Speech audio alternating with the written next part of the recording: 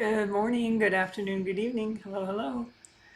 Let me know if you can see and hear me okay, please. This is going to be a group energy healing live stream.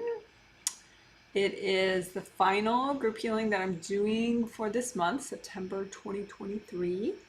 It's the second in the set of two healings, the September twin set. All this month we've been doing the same theme: social interaction, improve social interaction and communication.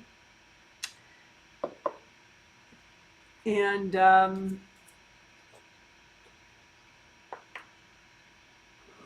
so I think it's going to be good. I know it's going to be good. I prepped a lot, and this flower is so tired. It's so pretty. I also have another flower, echinacea. Doesn't smell anymore, but it's pretty. This one's been in the house for a while. This one I cut on Sunday. But anyway, okay, enough flowers. I want to focus. Oh, good. I already got a confirmation. Thank you so much. Okay, so I am going to discuss what we're doing today. I wanted to touch only briefly on what we did 2 days ago, since this is a set of two healings. We did a lot of clearing 2 days ago, like big deal clearing, like, you know, imagining the overlay of your genetic father's, whatever his junk is in your space, and just like the healthy and gentle amount of that, imagining it as an overlay and just lifting it out and giving it to the angels. You know, stuff like that. Also, conception dumps and early childhood dumps, like whatever you got from your dad that's healthy and gentle to get rid of, you know, during those time periods. Conception, like before the life began, there's spiritual agreements between you and, here's the flower destroyer.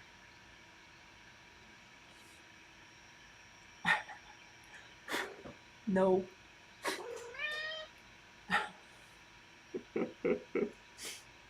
She's gonna come back, I know it. She's on a mission to destroy all bouquets in the house. Anyway, so there's a lot of dumping that goes on in early childhood and as part of life agreements before the life starts between parents and child a lot of times. I noticed too between grandparents.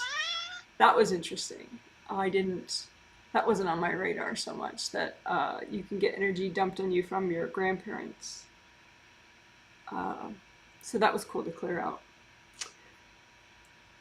in the last healing 2 days ago. So we did cool stuff, you know, like that. And also we did heal wounded inner child stuff. And then we did some back of head work, back of head meridians, and specific governing vessel meridian unblocking of energy centers there. So it was a good healing, and it was a big healing, and a lot of people just had good results. Some people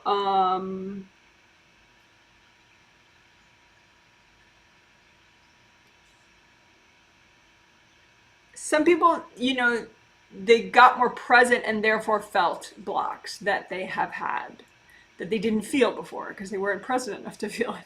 So today we're going to kind of clean up that stuff that some people are feeling that's been there all along, but now they're really more aware of it. It's essentially like, I noticed like heaviness and blocks in the physical body energy system. Like you have two. You have your astral body and you have your physical body energy system. And your physical body energy system is not, you know, like some people have these, I think they're odd, but for some people it's just everyone in their circle thinks the same way, so they don't think it's odd, but they think of the body as like, you know, they associate it with addictions and overeating and all this silliness, which, like, why would you don't have to associate that with your body. You know. anyway, your physical body has energy centers and meridians and, you know, all sorts of really cool energy stuff, just like your astral body does, even more than your astral body in a way, because, you know, the body stuff, the body meridians um, of traditional Chinese medicine. So, but anyway, when you do big clearing like we did 2 days ago, sometimes it takes a while for the body to catch up, the physical body's chakras, the physical body aura layers to catch up and clear as much, so then you feel like really synced up, and your functionality is better. So we're going to help the physical body catch up, basically, today. I just noticed the blocks in the physical body chakras were more noticeable now since the first healing. Especially 5 down to 1. 5, 4, 3, 2, 1. 5, 4, 3, 2, 1. 5, 4, 3, 2, 1. So especially the low, I didn't notice it as much in 7 and 6. But anyway, so we're going to unblock 5 through 1 more of the physical body in particular. Just make sure that they're just like getting rid of all the junk. And the aura layers that go with that, of course, for sure, because they work together. It's like there's the motor and then there's the, it's like a room fan, you know? A room fan is to circulate energy within the room, right? And so the chakra part of it, what it does is circulate energy within that aura layer. So if you unclog the chakra, you better also unclog the aura layer in order to really feel, you know, much more of a difference. So that's what we'll do, and we will unblock the filaments between, say, the astral 4th chakra and the physical 4th chakra. I call them filaments, they're cords, but it's between you and you. So I don't know, I just call them filaments. The connection between the major astral body 7 chakras and the major physical body chakras. So there's a 1st chakra filament, the 2nd chakra filament, 3rd, 4th, 5th, 6th, 7th, right? So we're going to unblock those a lot, because then the more they're unblocked, the more your physical body chakras are unblocked, the more like your spirit can be like, come on, let's do this, you know, and just kind of, you know, elevate the vibration of your body so your physical body can, you know, go with you to the change, the positive changes that you want. I think sometimes that's why people have processing days, because it takes time for their body to catch up. So this may speed that up, that process. It should. So we'll see about that. So that's definitely one of the major aspects of the healing, if not maybe the biggest aspect of the healing. We'll see. Another aspect is we will heal walled off parts of you that are antisocial. Because this healing is about social interaction, communication with others. And I noticed that some people, they're kind of distracted when they're communicating with someone. It's like they're not really in the communication. They're just kind of, like, one person noticed that they have a lot of repressed anger when they communicate, which is, you know, very observant. You know, one person said, oh, you know, I have to drink to socialize because I don't feel relaxed otherwise, which, you know, watch that. You know, obviously that's a little bit of a thing. I mean, that the two, it's like, I think it's common, but what it is you know, there are energy blocks that you're avoiding and repression that you're avoiding, and you feel it when you're socializing. And what does the alcohol do? It doesn't clear any of that. It just pops you out so that you numb out and you're not feeling the repression and you're not feeling the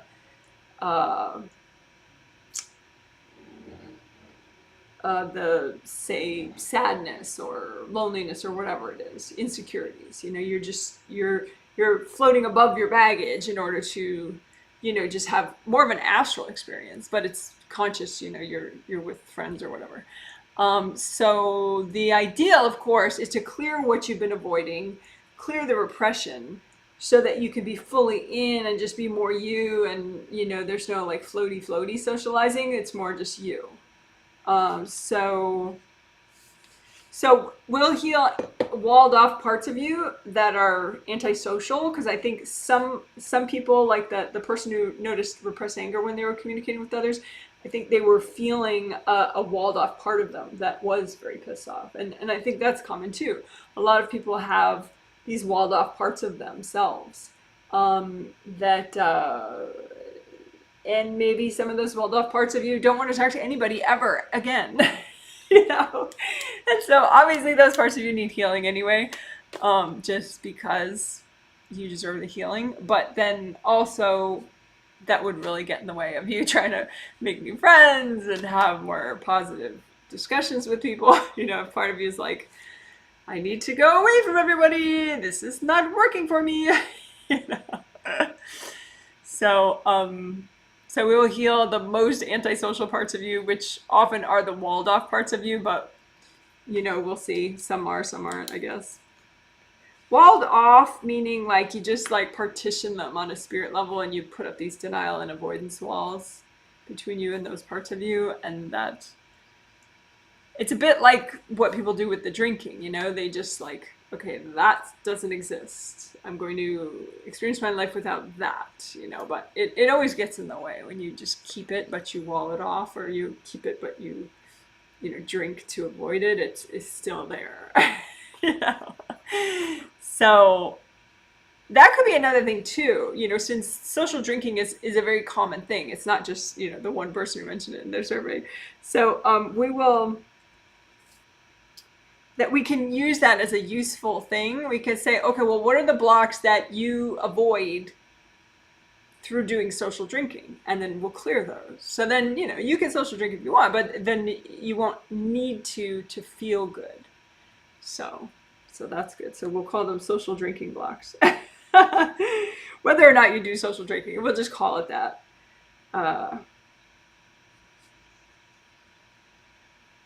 Blocks that you would avoid if you could, or if you drank or whatever. Well, we'll clear those. Clear social drinking blocks.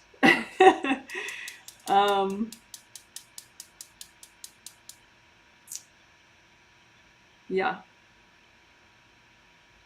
With some of that, the physical body stuff that I mentioned, syncing up the physical body with the astral body by helping your physical body catch up and helping unblock extra your physical body chakras, especially 5 through 1, and especially physical body aura layers. I noticed somebody had extra blocks they were talking about in their survey in the back of they feel it in the back of their head, but it's really in the back of their 5th layer. Which then, puts pressure here. And if you have blocks here, then it's easy for beings and people to cord there, and then the energy just kind of ricochets from that hard energy in your aura into, the nearest chakras there. So it creates all this pressure.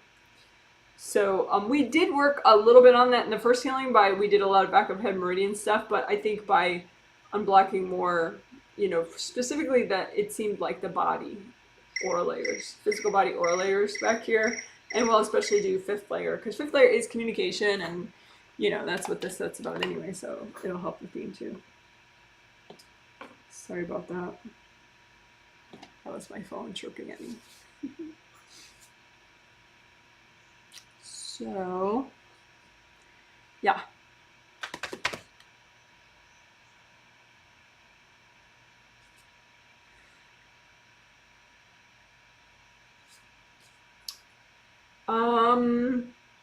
Oh, I did want to mention now, 1 or 2 people,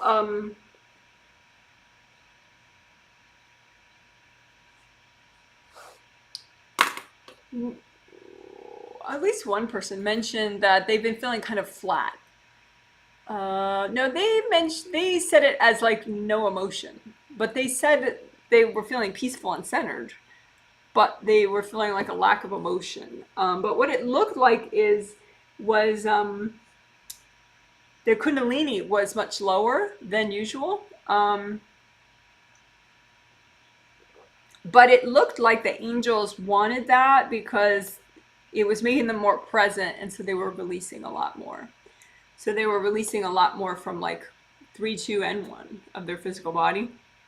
Kundalini is an energy generated by a physical body chakra that's right beneath the first chakra, the Kundalini chakra, and it sends like a peppy energy up the spine when that chakra is spinning. It generates energy called Kundalini energy, goes up the spine. If it's like at a red vibration, you know, that's nice for your body. It's okay. It can be different colors, but you know, you can turn it on like low, medium, or high, like how fast the chakra spins and how much is being generated.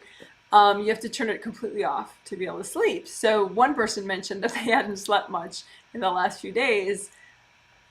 And it looked like their Kundalini just was like on and on and on and on. So I think we're just going to clear. One thing is, which I don't often mention with the Kundalini chakra, is that, you know, it's a body chakra, and sometimes the purpose of it, well, sometimes how your body uses it is to clear blocks. You know, it goes up the spine. So if that energy pathway is too blocked, your Kundalini chakra will just kind of try to like jackhammer out the blocks as it goes up. And if it's not working and the blocks are still there, then your Kundalini chakra just kind of over revs and just keeps jackhammering away at, you know, trying to get rid of these energy blocks in your spine. So, you know, sometimes you have to kind of intercede and just be like, okay, calm down, Kundalini chakra. I will unblock my spine for you, you know, so that your Kundalini, because your Kundalini chakra kind of, you know, it's very simple. You know, if it had an intellect, it would be very simple-minded, you know, like it's just like unblock, unblock, unblock, unblock. It's like it has one mode, you know, if your spine gets blocked up. So I think we'll unblock the spine, extra, unblock your Kundalini chakra extra. Because if it's unblocked and your spine is unblocked, then it should be able to calm down. Unless someone keeps cording it and you're not melting the cords away from it, then that would rev it up. But so we'll unblock the Kundalini chakra and the spine, which, you know, can help with sleep. It depends. I mean, there are so many things that could influence sleep, but also the unblocking the physical body chakras and the filaments between astral and physical, that could help sleep too. So it should be interesting to see, you know, if you did want to fill out the survey after today's healing, you know, like tomorrow, or, you know, the final survey, it's not as much of a rush for me to get the input back, you know, so you can fill it out in the next week.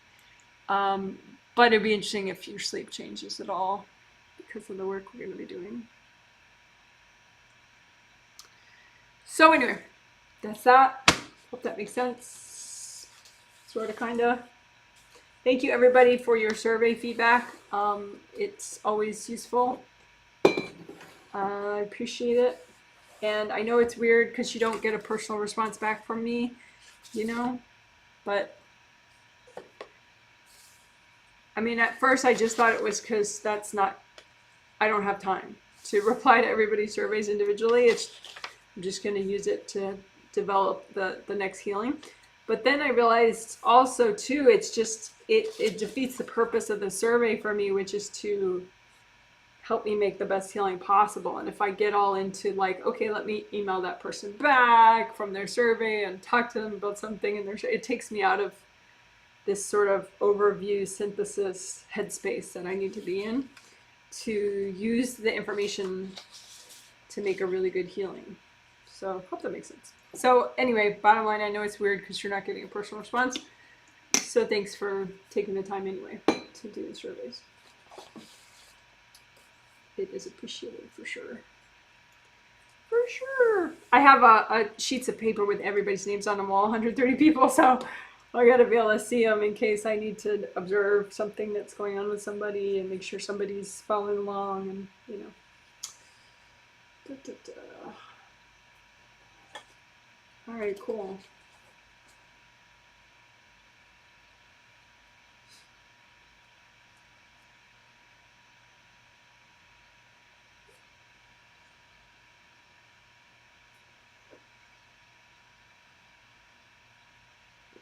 So looking at comments really quickly. Can see and hear you. Can see and hear you from sunny Las Vegas. Well, hello to you. Good morning. Good morning to you. Hey Janet, we can see and hear you in rainy Evanston, Illinois, home of Dave's Rock Shop and the Rose Garden. Rainy, so that looks like lightning. We don't have rain, which is okay, I guess. Because when we get rain, it's gonna rain for like, 7 months. So I'm not in a rush for that. Morning, Janet. Can see and hear you in foggy San Francisco, 63 degrees Fahrenheit. Well, hello to you, bunnies and ladybugs and sunflowers. Fascinating about the body needing to catch up. I think that's what happened with me. Hi, Janet. Can see and hear you. So interesting. I was about to ask you a question about alcohol, and now you're mentioning that. Yeah. Yeah, alcohol's a thing. Yeah, I mean, of course, it's an addictive substance, and it taxes your liver, of course, as well. So there's that. But spiritually, yeah, people tend to use it as an avoidance mechanism, which, you know, can get you into trouble. Potentially. Okay.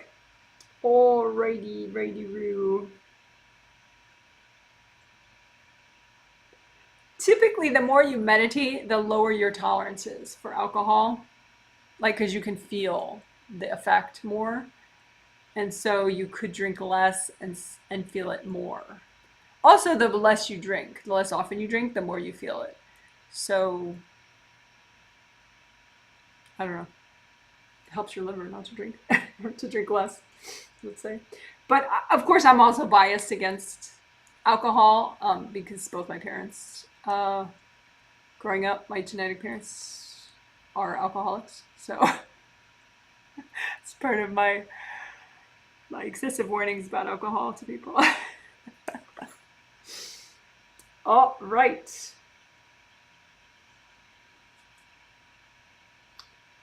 All right, so I will be quiet for 3 minutes or so as I finish prep.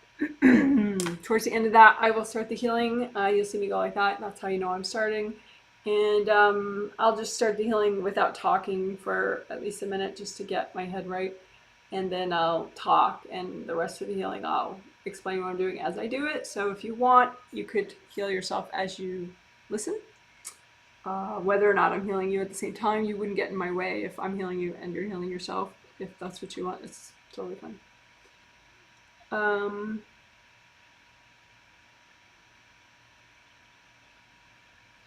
Yeah. Okay. So I'll be quiet for a few minutes. Hopefully you enjoy the quiet.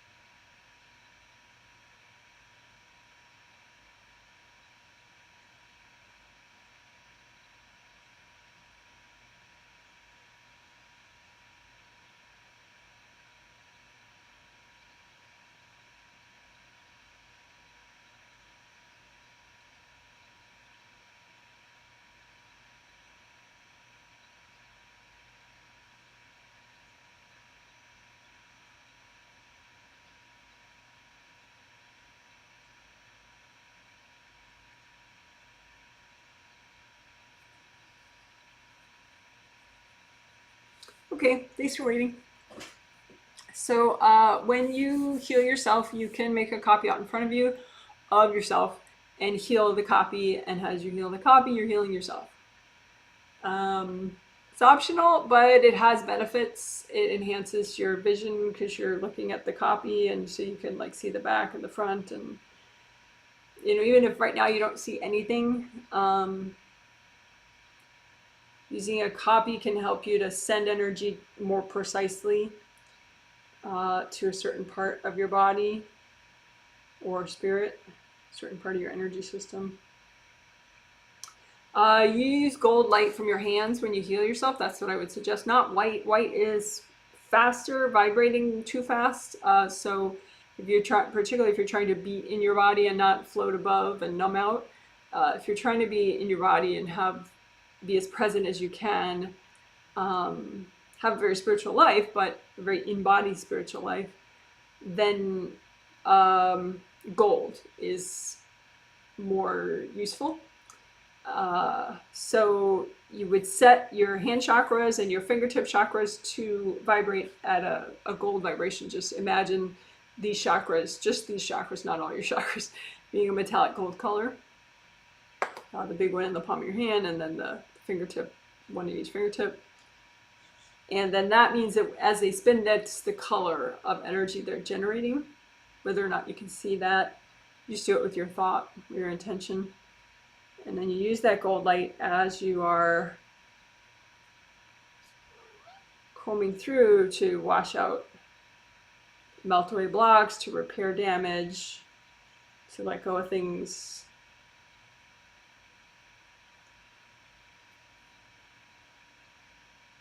So your copy out in front of you can be of everything, which would be all 17 of your auras, astral body, physical body, and 15 Wei Qi auras that help with strong boundaries. And then your physical body and your astral body are inside those auras. And then you have 2 groundings, connections to the core of the earth, one for your astral body and your astral body aura, and one for your physical body and your physical body aura. So those 2 groundings, that's what we're going to work on first. In our 4 essentials, we'll do the 4 essentials before we get into a lot of the stuff that I discussed.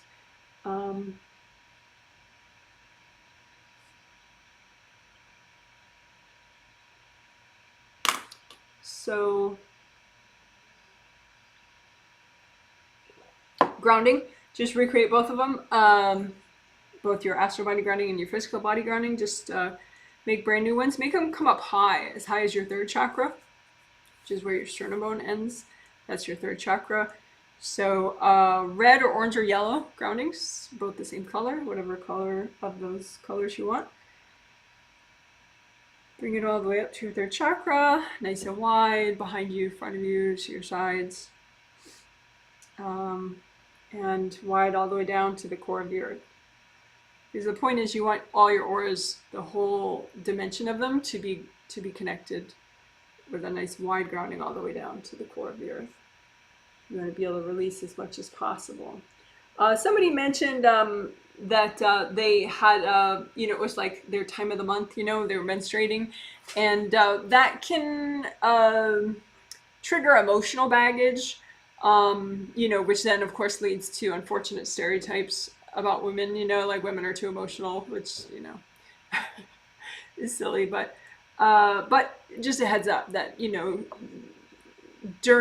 before time of the month, menstruation, the estrogen, the emotional shifts the hormonal shifts can trigger emotional shifts. So it can trigger 2nd chakra and 2nd layer baggage. So what does that mean? It just means that you can counteract probably most of your menstrual symptoms just with extra unblocking of your 2nd chakra, your 1st chakra, and your grounding, especially 1st and 2nd layers. So make sure things are releasing, because typically things will trigger, everything blocks up, and then you're like, oh, well, I feel weird, but it's my period, so that's why, and it's just emotional stuff getting triggered, 2nd layer, 2nd chakra stuff getting triggered, and then therefore probably 1st chakra, 1st layer stuff, just because it pops you out more, you're less present, you get more stagnant energy. So whatever. Grounding fixes everything. Grounding and unblocking auras and grounding.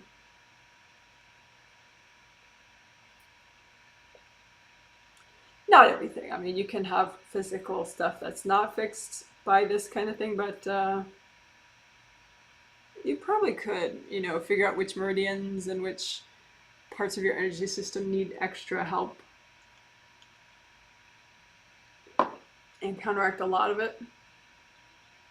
But anyway, so what am I doing? I'm doing grounding, unblocking, but then I kind of added to it first and second aura layer, unblocking more.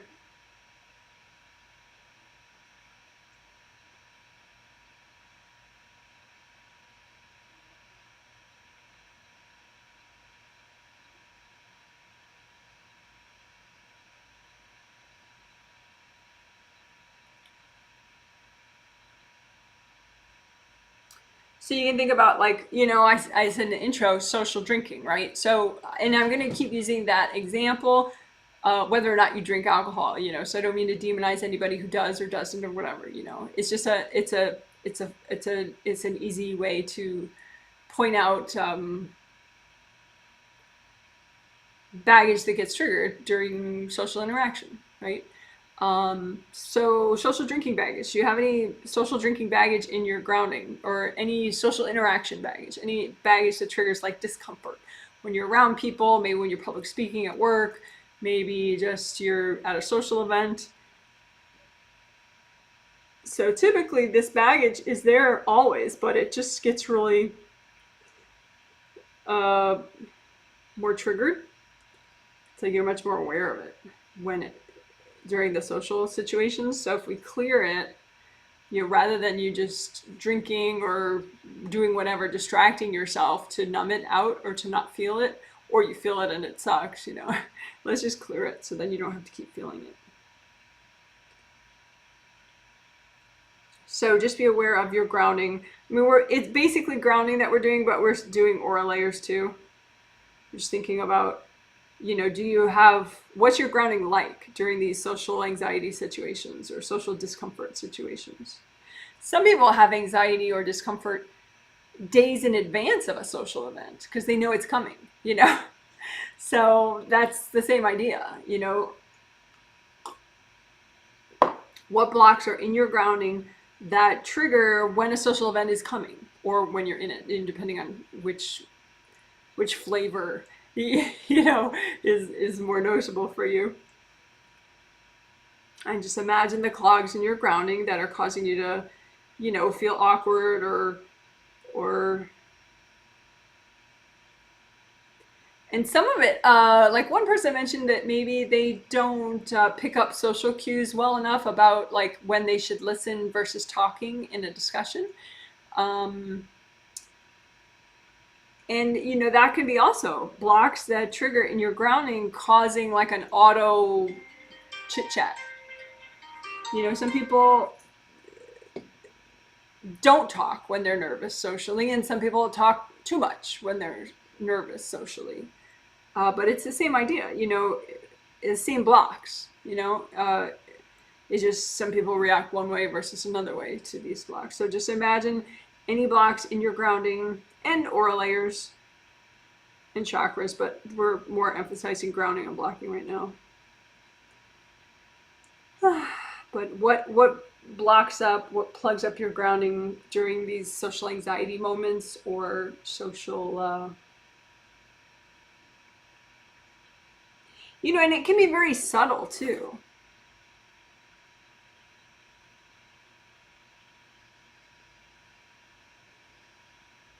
Like I have a neighbor who's a new neighbor, newish, very new neighbor, and she doesn't like me. And it's like, that's kind of triggering, And is it triggering 24/7? No, not at all. It's just triggering when I see her. I see her in the yard or whatever, in her yard.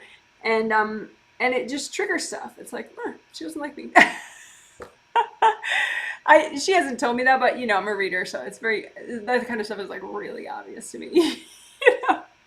So, But, so it could be subtle stuff like that. Maybe you're around somebody and they don't like you, or you're around somebody and they, judge you for some reason, maybe because you don't have kids or you have too many kids or whatever. Um, Too many in their mind. So just be aware of anything that blocks up when you're in these social situations. Maybe you notice the person that doesn't like you, what triggers. And a big part of that will be in the grounding. It's so funny though, because like grounding, you think it's so simple, like, okay, Janet, we get it, connect to the earth, yeah, blah, blah, blah, move on. But, it's all there.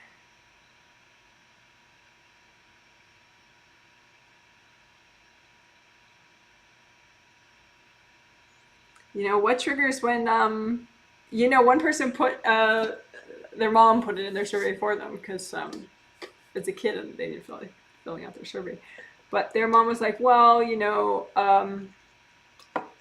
she gets upset when, she feels like her friends are excluding her.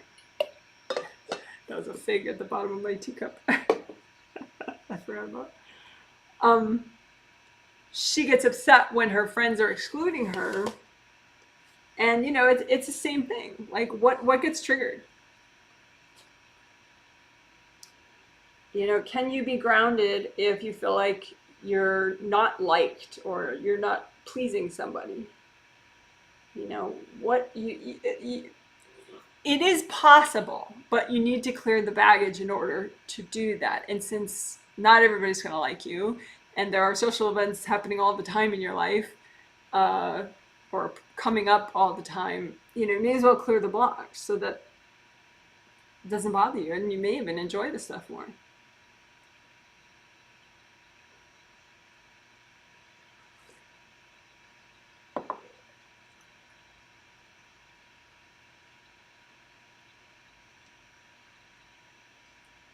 So we're doing grounding, unblocking, but also chakra unblocking or unblocking, and we're it's kind of become a very theme related thing.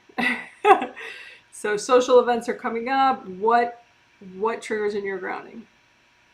Social interaction is coming up, or it's happening. You're at a social event, or you just see your neighbor who doesn't like you. What triggers? You can melt your triggers and have your flow.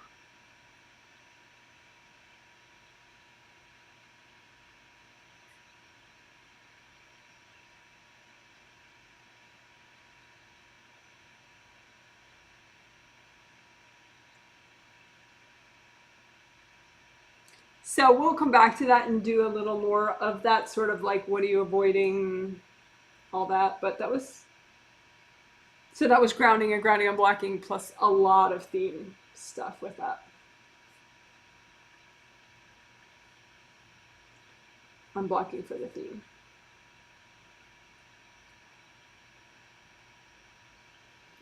Okay, great job, guys. That was 10 minutes. So now we'll do indie grounding, which is similar to what we just did, but you check the outer perimeter of your grounding as it goes all the way down to the core of the earth. So, and you melt away connections between your grounding and other people's grounding using gold light.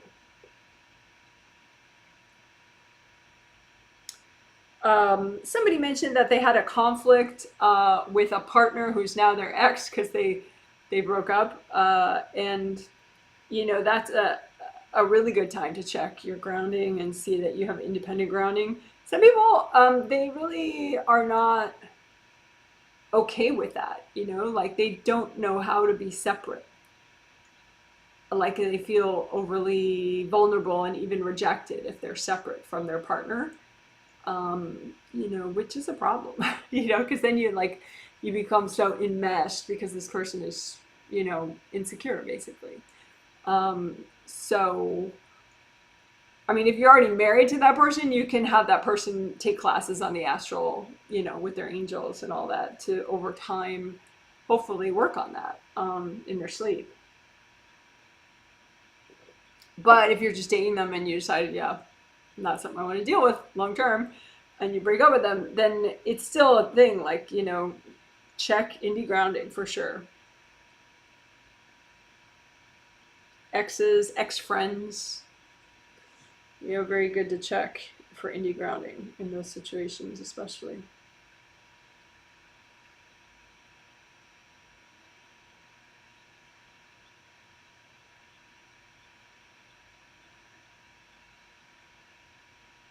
All right, so that's indie grounding. So then aura repair of your 17 auras, including a fast version of repairing gold mesh spheres of your Wei Qi auras. So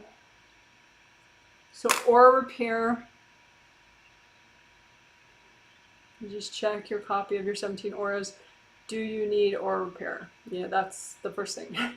Because we'll also unblock, so it's really good to unblock even if you don't have rips, but the first thing is just to figure out, do you have rips? And sensing that is something that you get better at over time. So if you can't sense it, it's not a reason never to sense it. You know, like it's like spirit, this kind of stuff, that the more you try it, the better you get.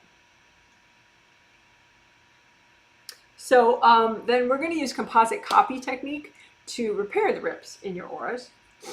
So you make a copy of a rip and you have that represent all the rips in your 17 auras that you need to repair right now. And just wash out the rip with lots of gold light.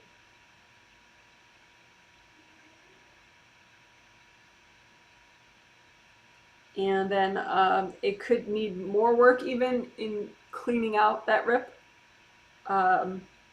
So you use sticky gold wax from your hands, which is, it's gold light that you create, but you make it harden and stick to whatever's not you. And then you can lift out what's not you, like a big gold wax lump, and give it to your angels. Angels, here you go. So fill up your rip with sticky gold wax, have it stick to whatever's not you, lift out all the junk at once. Angels, here you go. So now, as you use gold light, it's more likely to repair things. You may still, though, have hard objects stuck in the rips because people throw hard objects, and that's part of how you get rips in the first place. So you have to remove the hard objects. You could melt them away, but it takes a lot extra gold light to do that, and so it's easier sometimes just to gather them up and hand them to your angels or explode them. So gather them up, angels, here you go. Gather them up, angels, here you go.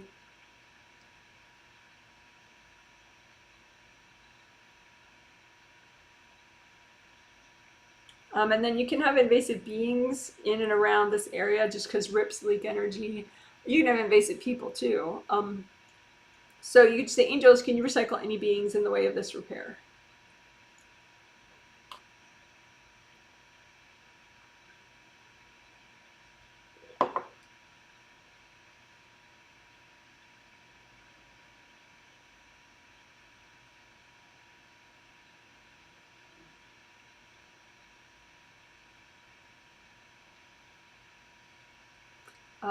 Check for more hard objects, lift them out. Angels, here you go. Angels, here you go.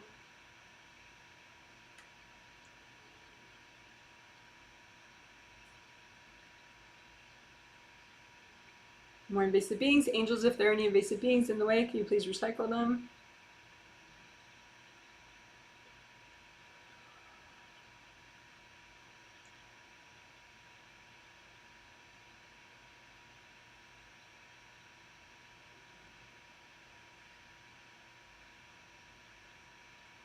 Okay, so that's repairing the rips.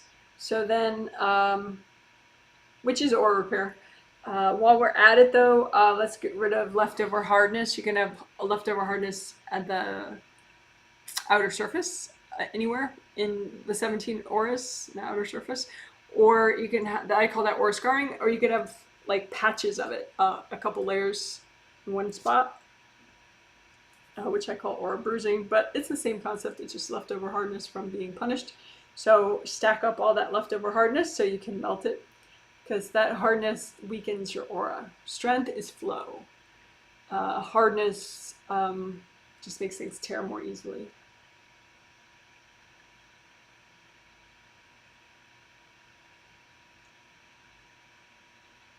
So just keep piling up more hardness in your aura, you know, the scarring and the bruising, and just melt it away.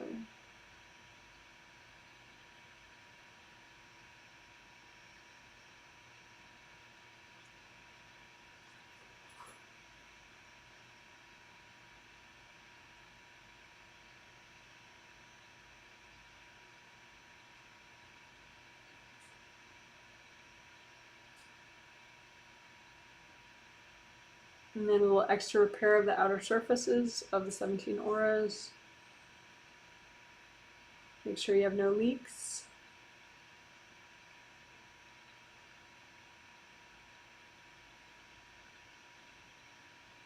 If you have any leftover hard objects, just use sticky gold wax on all the hard objects and move them out. And just here you go. Extra gold light to repair.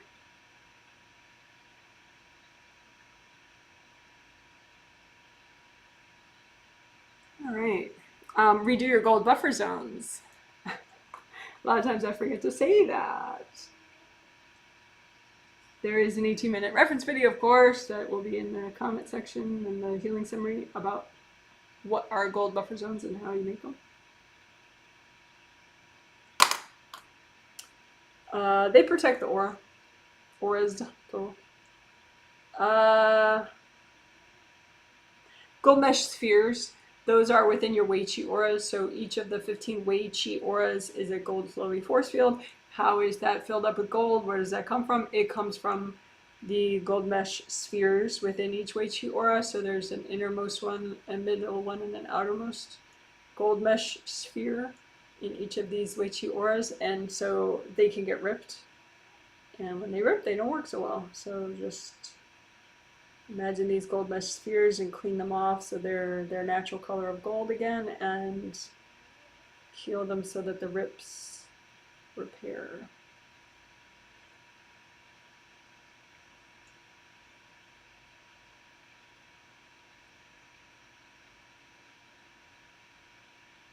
I'm working especially on the rips in these gold mesh spheres behind the lower back, behind the knees, behind the thighs. If you have chronic issues in a certain part of your body, it's possible that your gold mesh spheres are just beat up and not doing their job of generating gold light and sending it towards your body and your astral body. So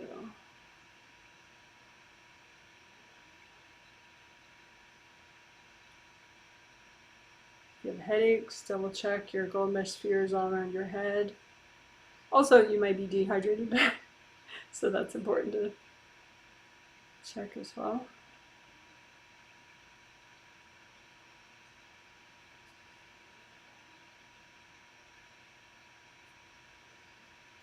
All right, so that's repairing gold mesh spheres.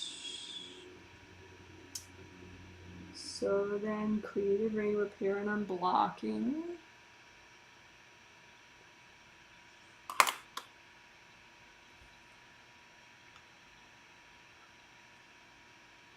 I'm gonna, before we do it, I'm gonna check a sample person for a second.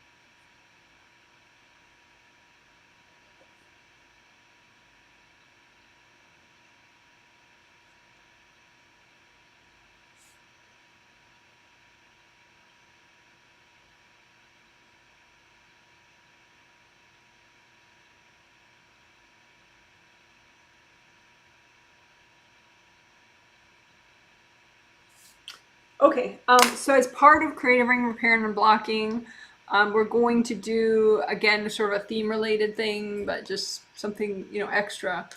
So your creative rings are, I'll explain when we get to it. It's basically removing extra devices from your parents and your grandparents that could be in your creative rings, around your creative rings and or your 7th chakra. So anyway, you have 3 gold creative rings, 1, 2, 3, and they come and go with you as a spirit. They're part of your astral body energy system. So you can make a copy of them out in front of you, your 3 gold creative rings, and just repair them. They can have cracks. They can have hard objects stuck in them, which you can melt away, or you can just get rid of the hard objects, give them to your angels. Angels, here you go. Get rid of the hard objects. Angels, here you go.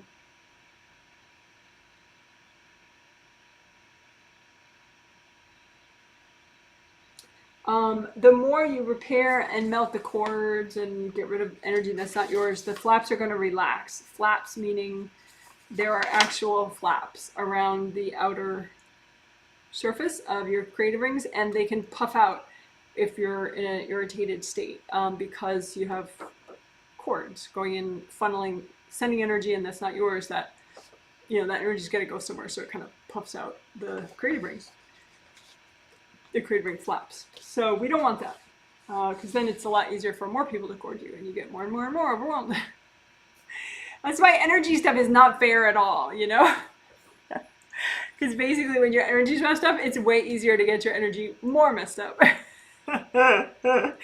That's why it's like, you know, try to be forgiving with yourself when you don't want to meditate, but you know you need to, because it's like you're already halfway messed up, and it's just, it takes more willpower to like turn that ship around, you know, and be like, okay, I will heal myself right now, you know, and kind of overcome the overwhelm. But anyway, creative rings is part of where that overwhelm occurs.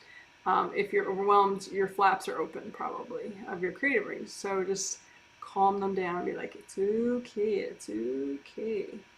Just melt cords going into them from other people, from invasive beings. If it's from invasive beings, you know, you can imagine them like balloons out above, and just say, angels, can you recycle all these invasive beings that are messing with my creative rings?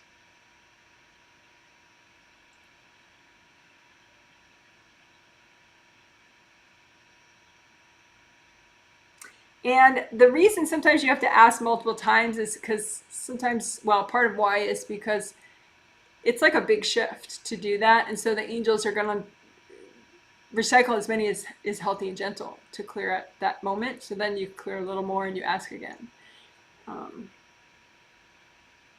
So if you still have invasive beings, according to your creative rings, just get a sense of them like a bunch of clouds and just say, angels, can you recycle these invasive beings?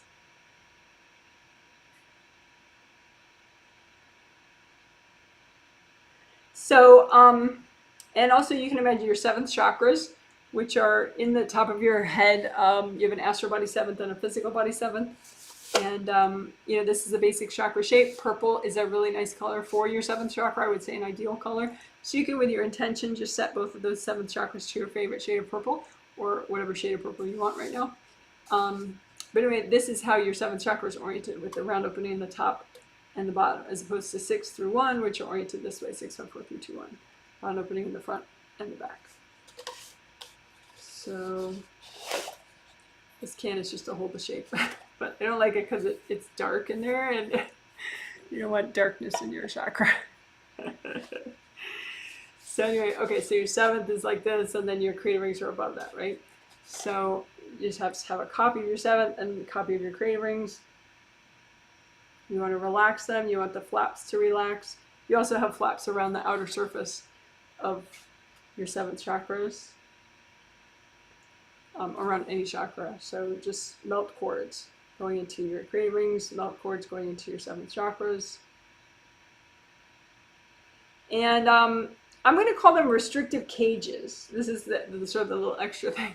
You can get a device, basically, around your creative rings and or your 7th chakra that looks like a cage. It's just like, it's to restrict it.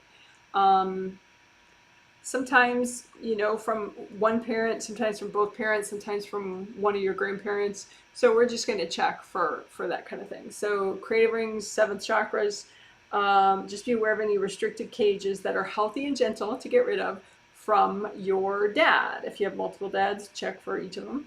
But restricted cages from your dad, at the seventh chakra and or creative rings, and just be aware of those restricted cages, surround them in gold light, and melt them out. Angels, here you go. So we just removed restricted cages around the creative rings and or seventh chakras from your dad. So now we're going to remove restrictive cages that you may have around your creative rings and seventh chakras from your mom. So just we'll do mother-in-law separately. So I was like, can we also do mother-in-law? So this is just your mom first. So any restrictive cages from your mom around your creative rings and or seventh chakras, just be aware of those restrictive cages and surround them in gold light and move them out. Angels, here you go.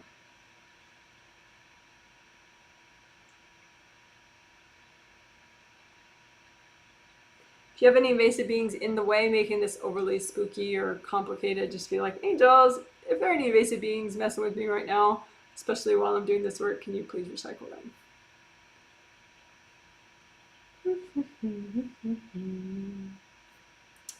Okay, so now we did restrictive cages from your mom, restrictive cages from your dad. If you have any leftover restrictive cages from your parents around your creative rings and your seventh chakra that are healthy and gentle to get rid of right now, just move those restrictive cages out of the way. Angels, here you go. So how about grandparents? You know, on your dad's side, grandparents on your mom's side, just check any restrictive cages around your creative rings and or seventh chakras from them.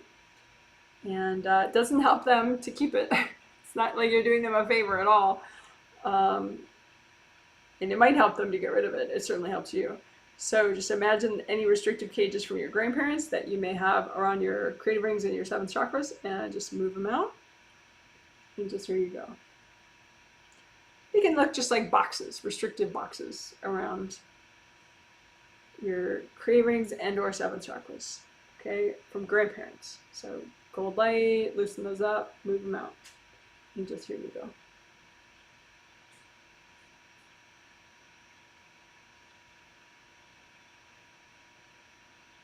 Okay, so now we can do mother-in-laws. Say you have a boyfriend or a girlfriend or, you know, partner or, you know, married partner or ex-partner. Sometimes you can get restrictive stuff from them or from their family, like a mother-in-law or, you know, the mother of your ex-boyfriend or ex, you know, whatever. So we could just say from an ex or the family of an ex. Do you have any restrictive cages around your creative rings and or seventh chakras from families of exes or exes? Just be aware of those restrictive devices, any that are healthy and gentle to get rid of right now. And just move them out. And just, here you go. Deep breath.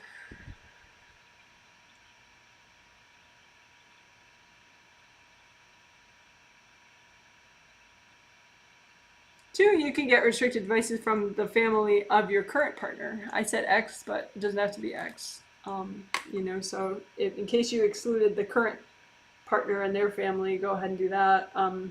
Any restrictive devices or restrictive cages around your creative rings and seventh chakra from your current partner or his family. Just imagine those, gold light, move them out, and just, here you go. Deep breath, breathe into all your major joints. Breathe into your whole body, head to toe. Breathe into your auras.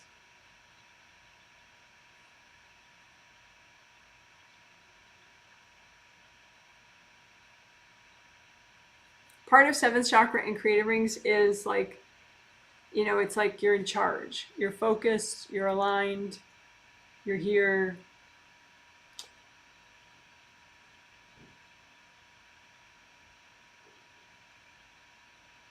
So if you have somebody that has significant boundary issues with you, um, you want to check like where are the boundary issues, you know, and if you have some of their energy in your seventh chakra and your creative rings, then it's really hard to get them out of your space, because this is like the first place that you're coming into as a spirit, you know. And so if even up here you have boundary issues, it's really hard to get them out of down here as well. So again, anybody that you have boundary issues with, just check your creative rings and your seventh chakras and see, are there any restrictive, any pieces of energy whatsoever from these boundary issue people in your space, in your creative rings or your seventh chakras. And if so, just surround the pieces of energy with gold light, move them out, and just here you go. Again, any pieces of energy in your creative rings or your seventh chakra from these boundary people, boundary issue people, yeah, just surround that energy in gold light and move it out. And just here you go.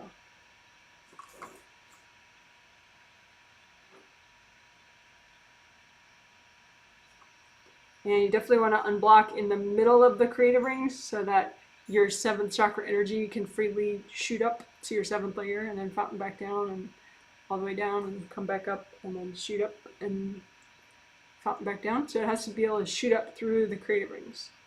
So you can unblock your creative rings, gold fire, gold water, clean out the insides of them.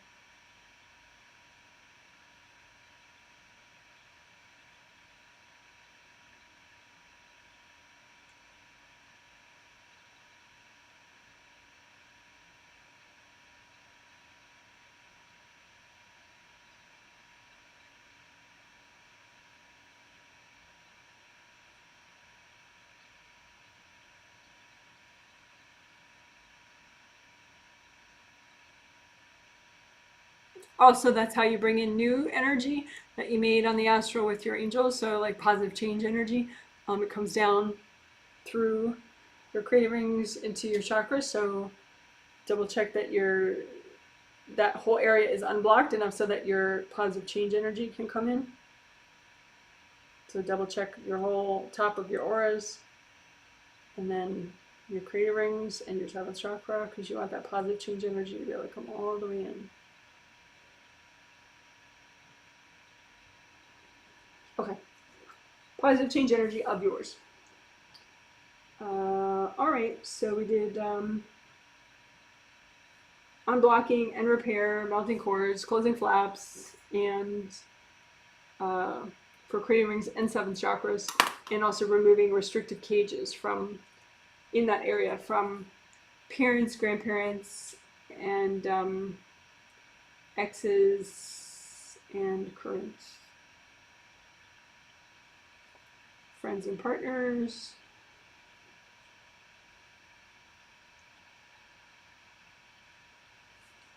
And their families.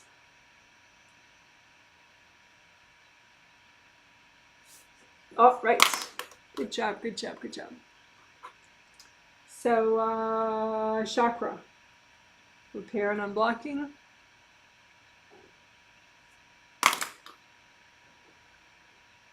So you make a composite copy of a chakra.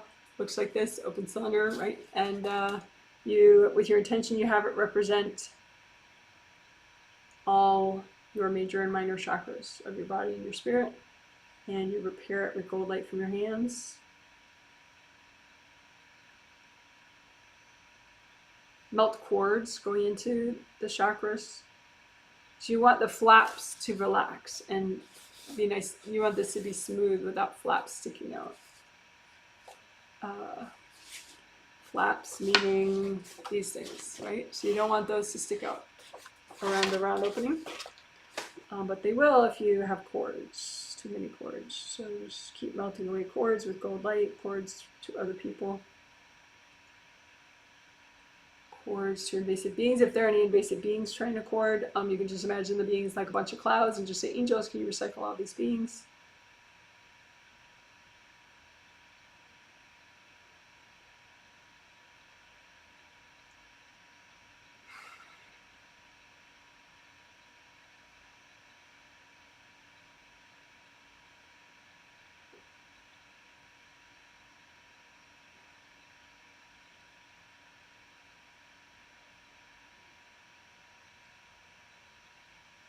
You can lift out the blocks.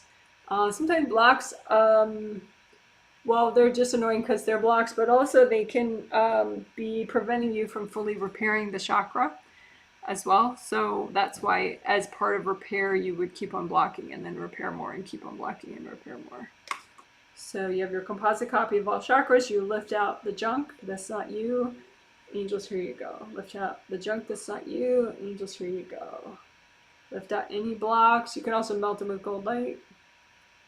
Lift out any blocks. Angels, here you go.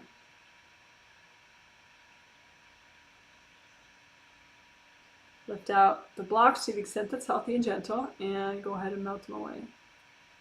Lift out the blocks that are healthy and gentle to get rid of right now. Melt them away. Melt cords coming from other people. Think of any invasive beings messing with the chakras, like a big cloud. Angels, can you recycle all these beings?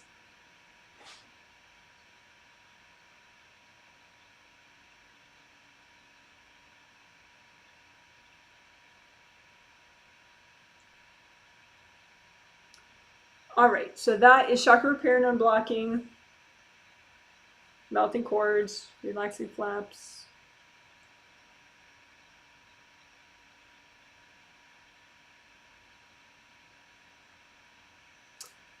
We could also, of course, unblock for the theme.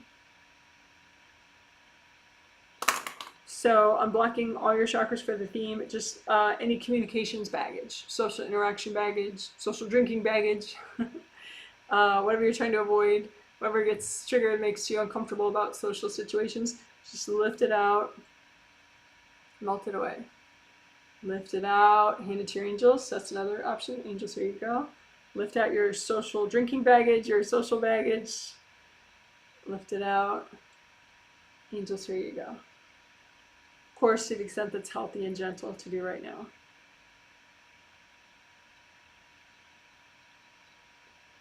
It can be repressed anger about social situations, you know, like social relationships that you have. Maybe there's some ways in which, you know, you feel like you can't say something, but you want to, you know, so that can kind of cause pent up anger. So you can just release the anger without saying the stuff that is, you know, probably not in your best interest. So just lift out any repressed anger that's built up regarding social situations. Here's your angels. Angels, here you go. Lift out the repressed anger. Angels, here you go.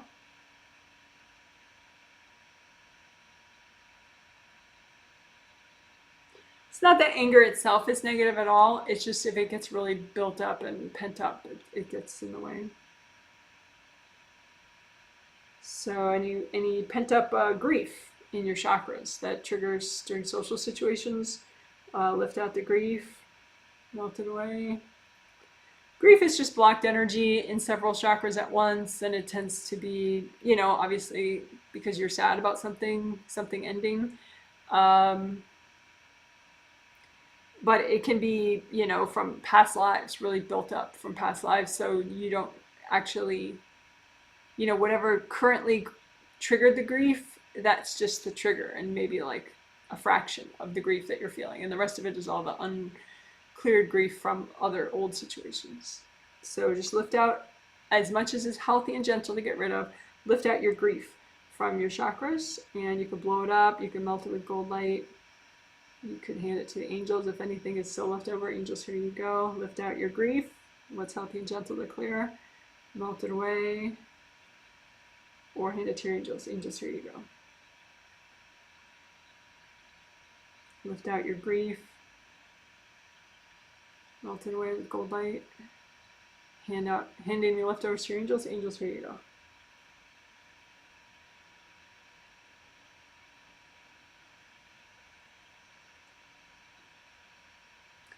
So again, social anxiety, maybe it triggers when you're socializing, maybe it triggers before or after you interact with people. Just lift all that junk out and give to your angels. Angels, here you go. Lift all the junk out. Angels, here you go.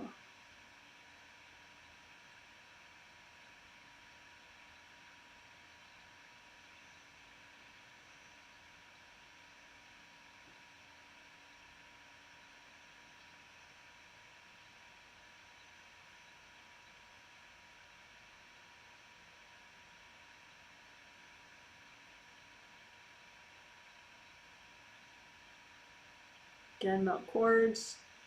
Let those flaps relax.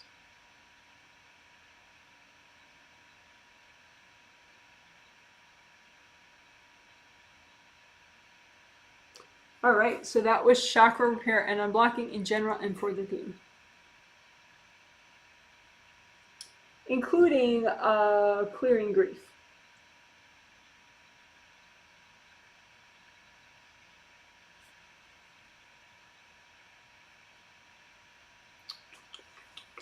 So that was your 4 essentials, although there was a lot of extras, a lot of theme related stuff worked into that. So that's why it took more time than it would usually take, because it was very theme related and lots of extras.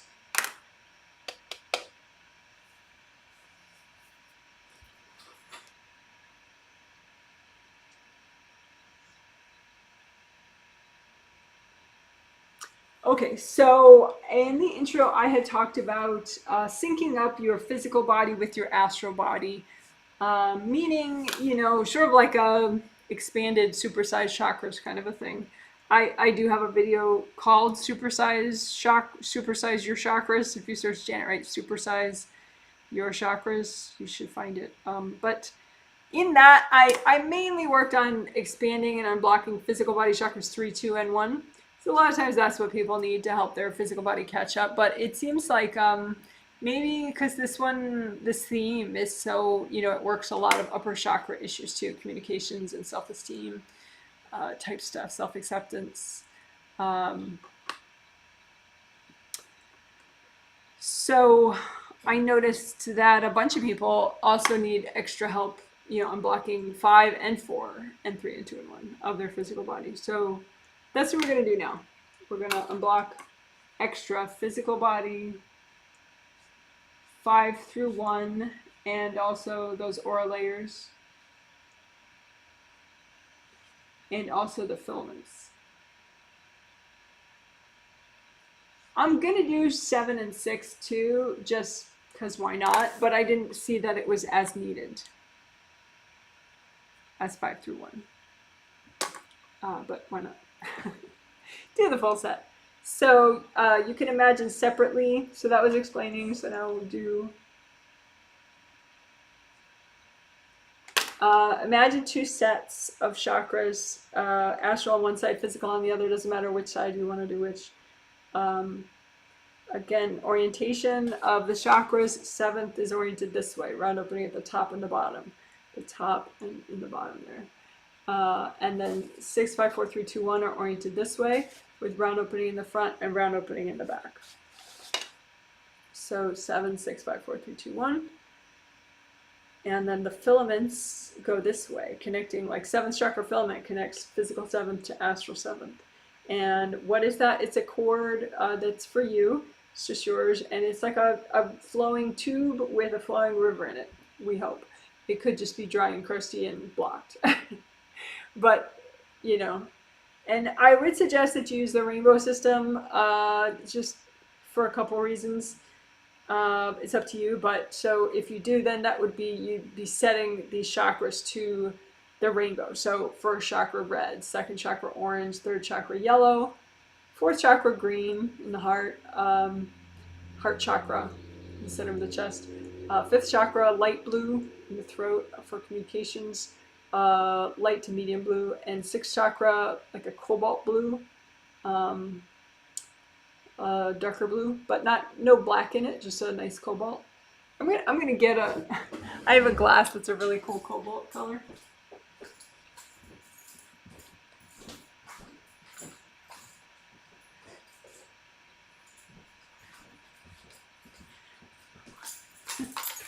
I like showing it sometimes for cobalt. So that's kind of a cool color for the 6th chakra. I mean, you don't have to have your 6th that color, but it's a nice example, I think, of a color that you could use for your 6th chakra if you want.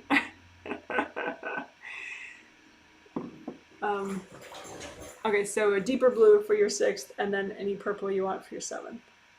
So red, orange, yellow, green, light blue, deep blue, purple.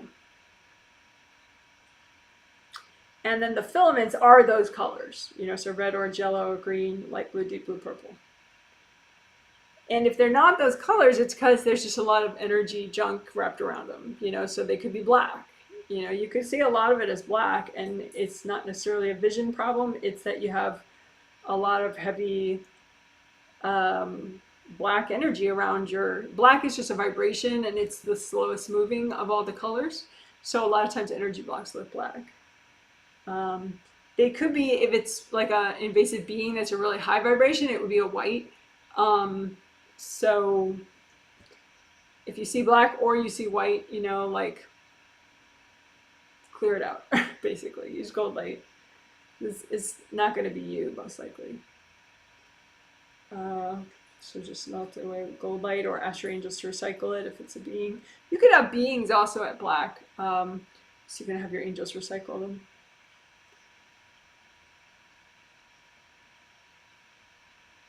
So again, I had noticed more heaviness around the physical body chakras, the physical body 7 chakras, so extra gold light there.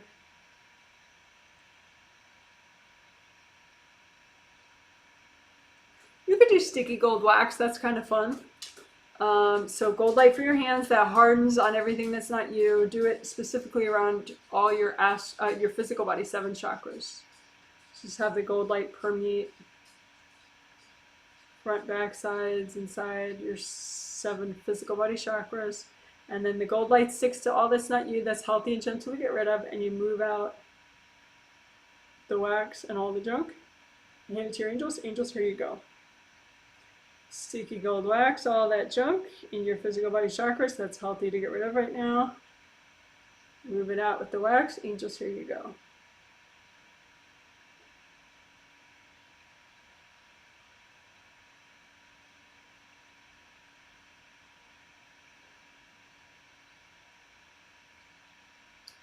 Especially unblock around the openings of the chakras, because, you know, that's really important.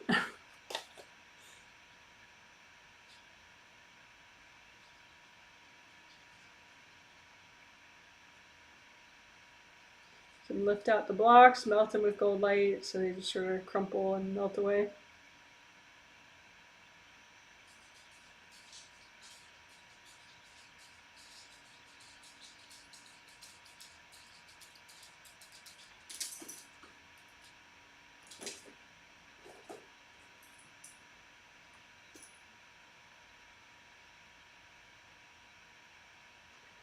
Chakra filaments, again, you want those to be like flowing tubes with flowing rivers inside them, not like stuck hard stuff. So just use gold light to unblock them.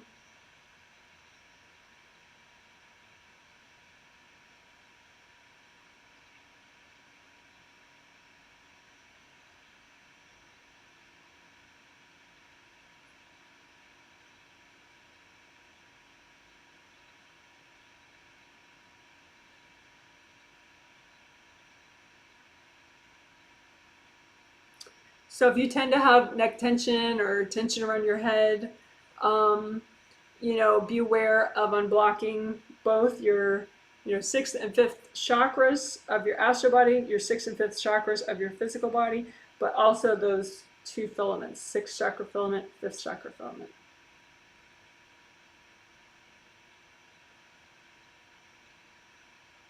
And we'll do the aura layers after this.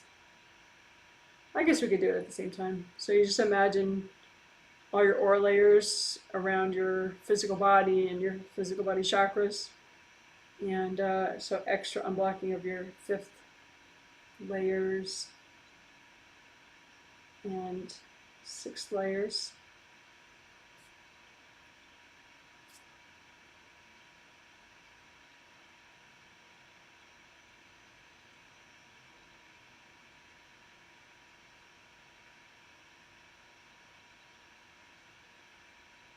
Make sure I'm blocking of your 7th layer while we're at it. Don't want to leave that out.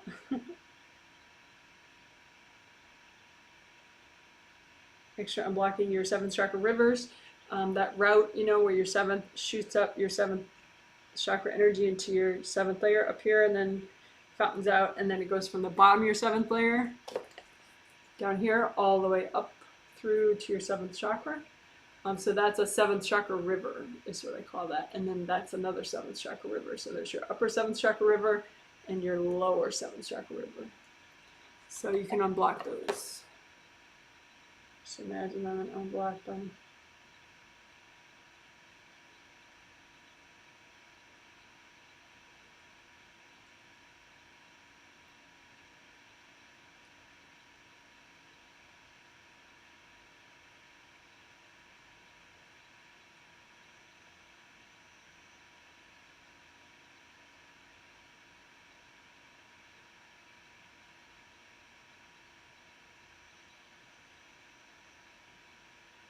All right, so 5, 4, 3, 2, 1. Physical body, chakras, unblock the chakras and the filaments.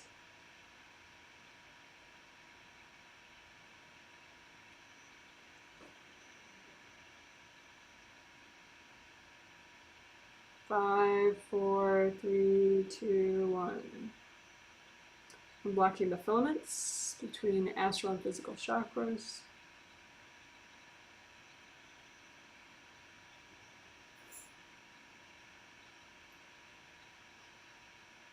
If this is too much for you to do, like, you know, forgive yourself. This is a very,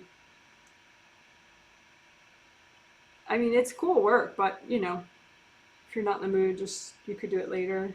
Or just ask your angels, angels, can you give me this healing? Because I can't handle it. I mean, if I'm healing you, then you're already getting the healing, but, you know, you could work on it more in your sleep, too.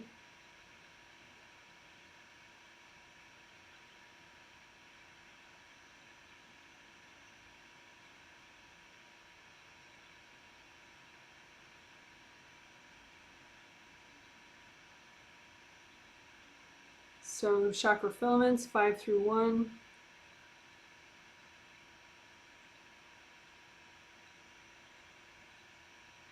All right. Extra for the first chakra, unblocking. To the extent that's healthy and gentle.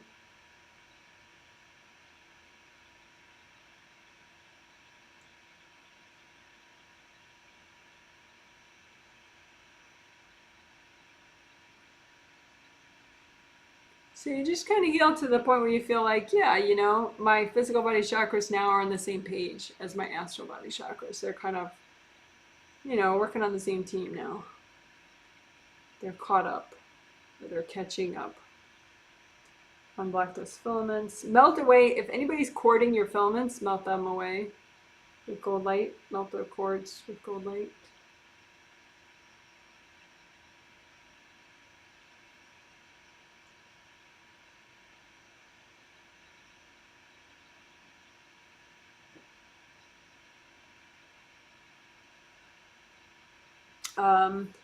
Aura layers, 5 through 1 of your physical body aura. Extra unblocking of those.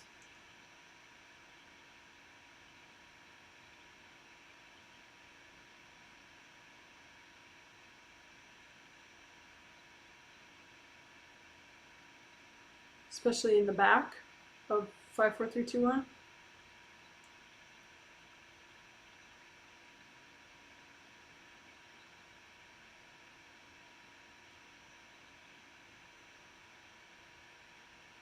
Front by your tummy.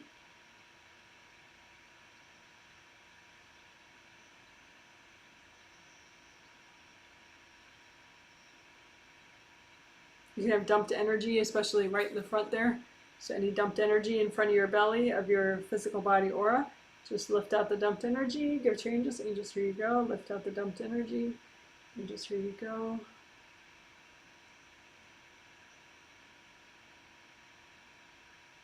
Again, lift out dumped energy in front of your belly area of your physical body. Angels, here you go.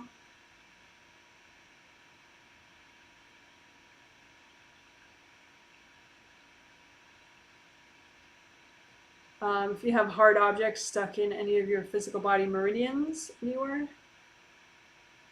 any like little spiky stuff, in any meridian, just use gold light and sticky gold wax maybe, and just get rid of the hard objects with the wax. And just here you go, sticky gold wax your body to have it stick to all the hard objects, and then move out the hard objects and the wax. And just here you go.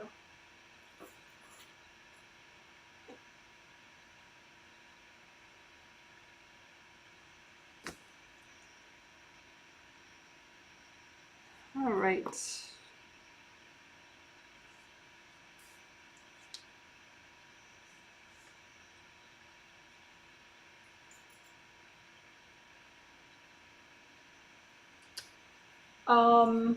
So that was unblocking, especially the physical body chakras.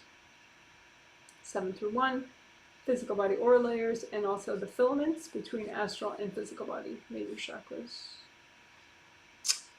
So good job. Oh, that was quite a workout. What now? Oh yeah, the Kundalini chakra and the spine. We'll unblock both of those. I had mentioned that, I discussed that in the intro discussion before the healing, that if your spine is blocked, sometimes your Kundalini chakra, it's kind of this brute force chakra, and if it senses that you have blocks along your spine, it can kind of rev and try to jackhammer those blocks away, which tends to not work, and that can be a source of like a headache or just not being able to sleep because your Kundalini is like stubbornly really trying to, dig through all the blocks in your spine. So you just imagine the energy channel that is your spine. It's like a little energy highway there with the bones and the ligaments and the spinal fluid, the spinal cord. And I have a photo, even. I have a drawing of the spine. That's cool. Here we go. Hey, how about that? Relevant visual aids. What a concept. So just imagine the energy flow in your spine. Red is a nice color for that, your life force flowing up and down your spine. It's blocked, it could be black, it could be white. But again, there could be invasive beings too. So if you have any invasive beings in or around your spine, you can just say, angels, can you recycle these beings?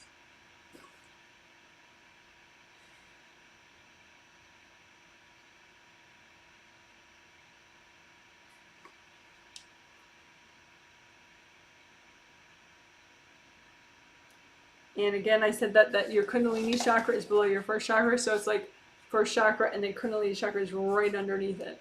And it's smaller than the first chakra, but it's also red. It's below the physical body first chakra. So first chakra, Kundalini chakra, right? And so just unblock it. Bring up red earth energy and soak both your Kundalini chakra and your first chakra. We can unblock them both at the same time. They literally touch, so they really affect each other.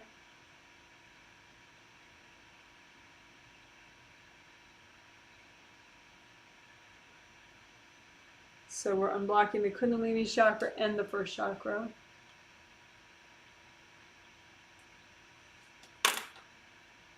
First chakra is above the Kundalini chakra in the physical body.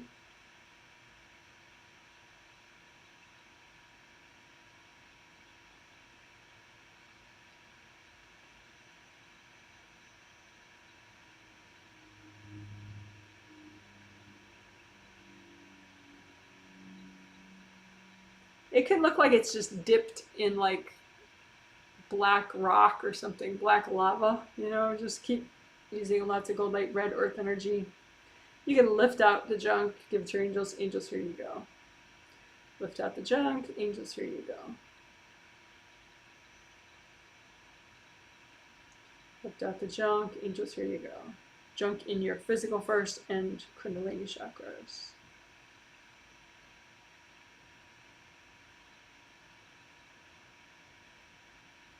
And you definitely want these flaps to be closed, shut. These are flaps. That's what they look like if they are open. around the round opening, and you just want them to relax and shut.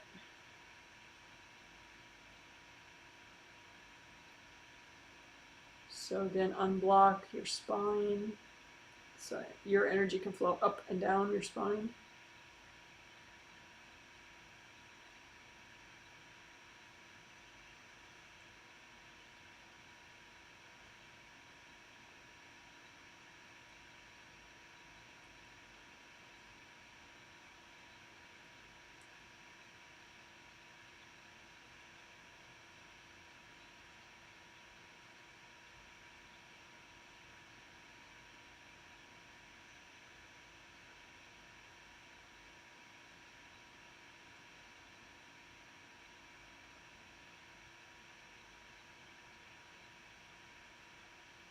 And if you need to sleep, you would turn your Kundalini chakra off, so it is not spinning anymore.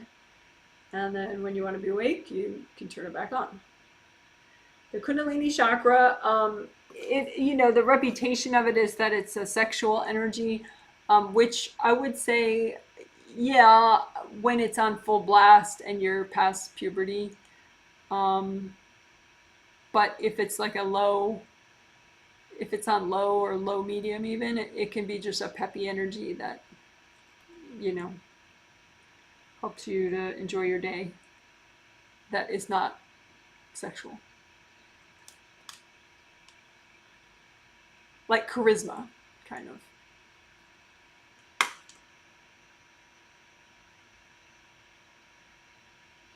I do have videos on Kundalini, on doing what we just did, on blocking the Kundalini chakra and the first chakra. I have a Kundalini playlist of all the Kundalini videos that I like. But it's basically that kind of thing. Maybe, the only extra that we didn't do that is in some of those videos is we removed devices from those chakras, which is nice too, of course. All right, so that was hopefully going to help you with sleep. I mean, you have to turn the Kundalini chakra off. You just stop it. But then you can turn it back on. But when you need to sleep or go back to sleep, that one goes off. Just the Kundalini chakra of your physical body. Alrighty.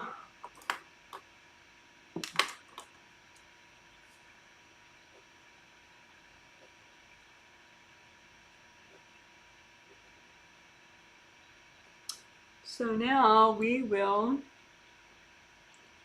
we might be close to done just because we've done so much theme work as part of the 4 essentials. So we'll see, but we're gonna now heal the antisocial parts of you, which may be walled off.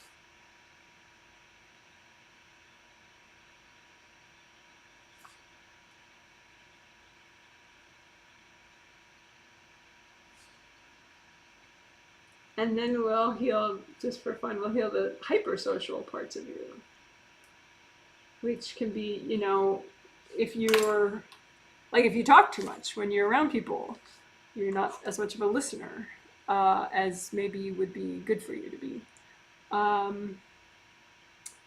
Or maybe, you might have a need for social interaction that's fueled by loneliness, or insecurity. So we could call those parts of you hypersocial. So first we'll heal the antisocial parts of you, then we'll heal the hypersocial parts of you. Basically parts of you that are stuck one way or another socially.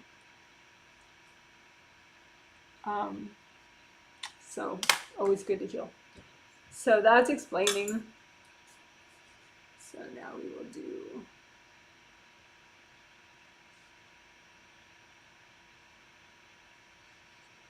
So first we will heal the antisocial parts of you, which may be walled off. So I say that just so you can kind of realize, like, okay, even the parts that I'm pretending aren't there, I'm going to heal those too.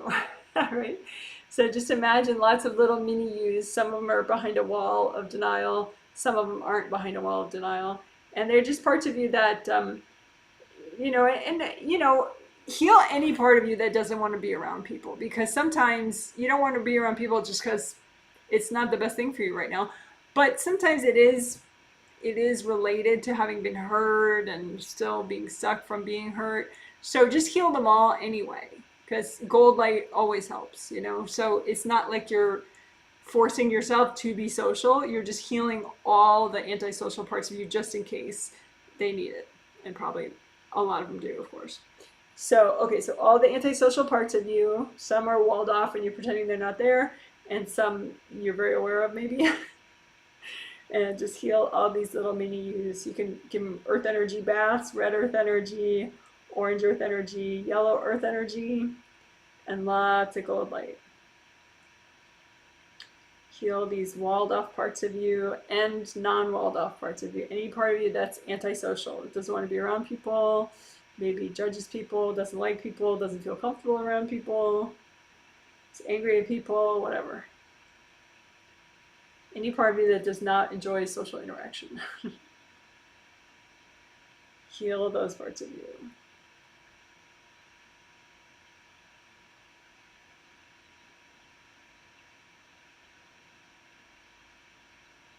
And some of those parts of you could be walled off with walls of denial. So once you finish healing these parts of you, you can melt the walls too, because it's not healthy to,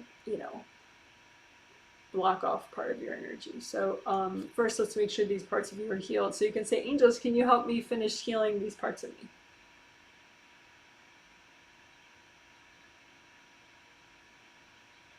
And then now you can melt away the walls, if there are any, separating you and these parts of you. So that's not necessary anymore.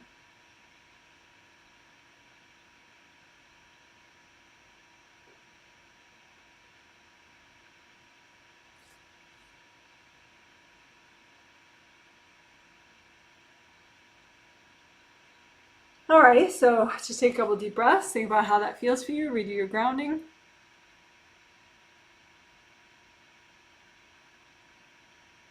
So that was healing the antisocial parts of you, some of which are walled off and you pretend they're not there.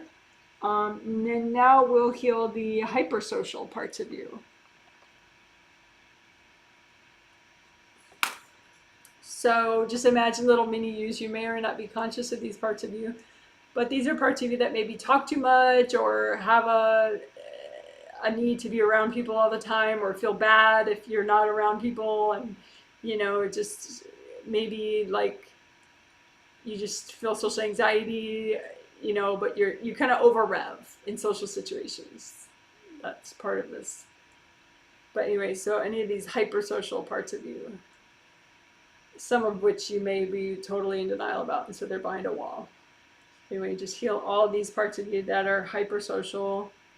Maybe have excessive social needs, excessive need for approval and validation socially.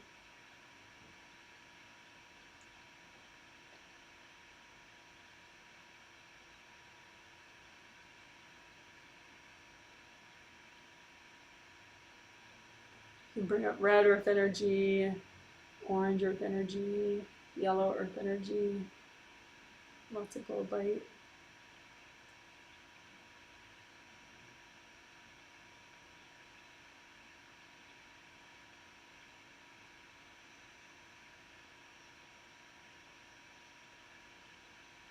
You can say, angels, can you help finish healing these parts of me?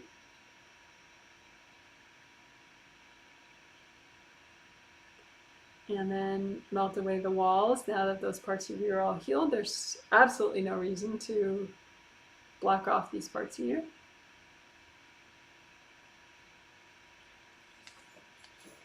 Couple deep breaths. Redo your grounding.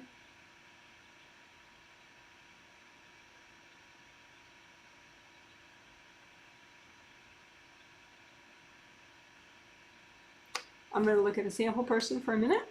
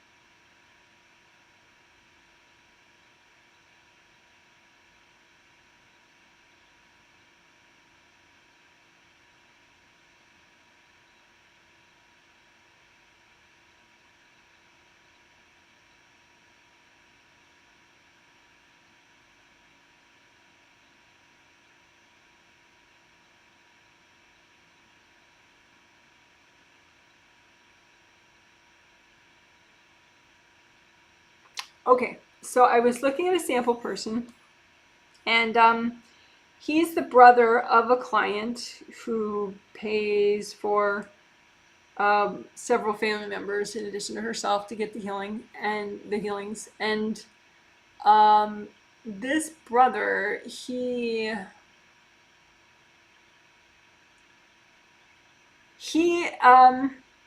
when he interacts with people socially, he's burdened by his mother's social baggage. Like his mother has a lot of fears and sort of paranoias and anxiety, anxiety and fear are the same thing. But so he's so aware, and the family members in general are so aware of her anxiety, and he carries it with him like a burden. And so when he goes to communicate with somebody, it's like on a spirit level, it's very distracting. It's like he has so much energy trying to fix her anxiety, which, doesn't work. But in the meantime, it's like by holding a copy of her social burdens, we'll call it, or her social baggage, it doesn't inspire her to clear anything. It's like a codependent sort of a thing where, they all just kind of know, well, mom is like that. And, which, I mean, compassion is one thing, but then getting burdened by the person's social baggage tends to make it less likely that that person's ever going to change in that lifetime, because everybody's sort of playing along with it. Everybody carries a copy of it, so it's like it's just like sort of normalizing it on a spirit level. So I think that the angel showed me him as the sample person because that's a common issue. Maybe you grew up with somebody who has some really obvious social baggage. Maybe it was a mom or a dad or a sibling or a friend or a grandparent.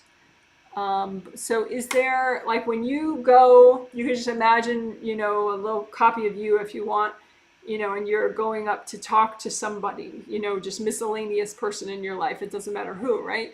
When you go up to talk to anybody, whose burdens are you carrying? Whose social baggage do you carry with you that kind of distracts you on a spirit level? So whose social baggage are you carrying that distracts you? And just be aware of that, almost like you're carrying, some bundle with you. Here, I'll get a visual aid for a bundle that you're carrying with you.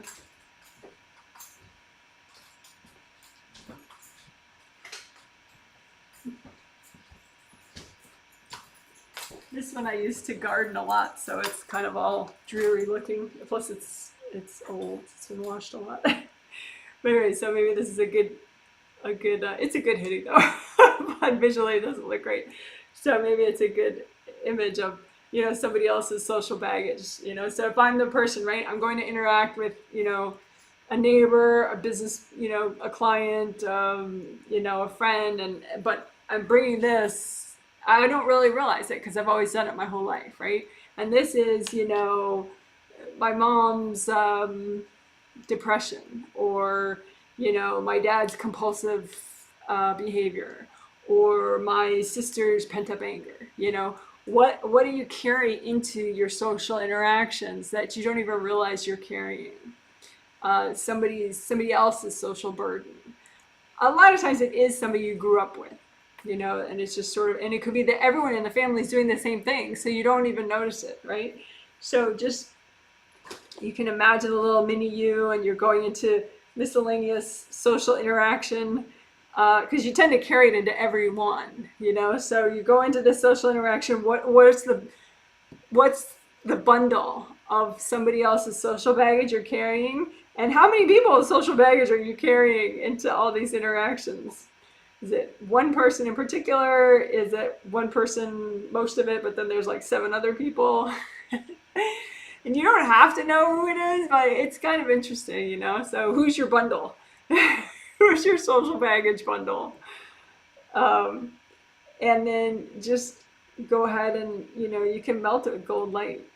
A lot of times there's an agreement, you know, that, okay, we're all going to carry this and normalize it for that family member, you know, but as you melt it, you're melting away the agreement. You know, you can, with your mind, also melt away the agreement to carry it. So you're not like cheating on the person. you're changing the spiritual agreement. And you can say, angels, please bless and help these people, you know, that I was carrying around their baggage. Please bless and help them with this shift. You know, generally it's a positive shift for them, but, you know, just in case they're not great at grounding or something, you know, angels, can you give all these people an extra healing? So you're not healing them. You're just melting your copy of their burden that you've been hauling around with you into and bringing into all your social interactions. So, you know, maybe it's mom's anxiety or dad's anger, or, you know, just to use some stereotypes, stereotypical examples. Maybe it's dad's depression, you know, your grandparents' anger, whatever, you know, just melt away, and then melt away the agreements, or just use gold light and update the agreements with those people. Because you don't want to hold them in that negative pattern, you know, by carrying their copy. It doesn't force them to stay in that pattern, but it makes it a little more likely that they're just gonna stay the same and not clear anything. So that doesn't help them at all, right? So just clear that, you know, that baggage bundle of, you know, social baggage from other people that you bring into your interactions. Take that bundle and melt it away with gold light. Take that bundle, give it to your angels. Angels, here you go. And of course, you want to do what's healthy and gentle. So maybe, you know, some of the bundle you don't want to imagine because it's too much at once, you know. So imagine the part of the bundle that's healthy and gentle to get rid of. And just melt it away with gold light, or just surround it with gold light and give it to your angels. Angels, here you go. And you can imagine the agreements like papers if you want gold papers, and just melt them away, or whatever. Just update the agreements so that you don't have to, with gold light and angel help. Just say, angels, help me to update these agreements so that my agreements with people I know are healthier. I don't have to carry their burdens.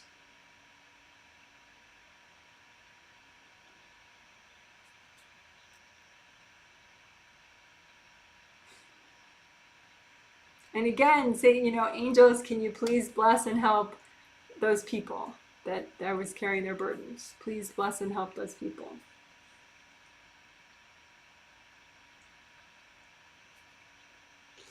All right, that was cool. I hope you think it's cool. So what did we do? We imagined other people's social baggage that you're carrying.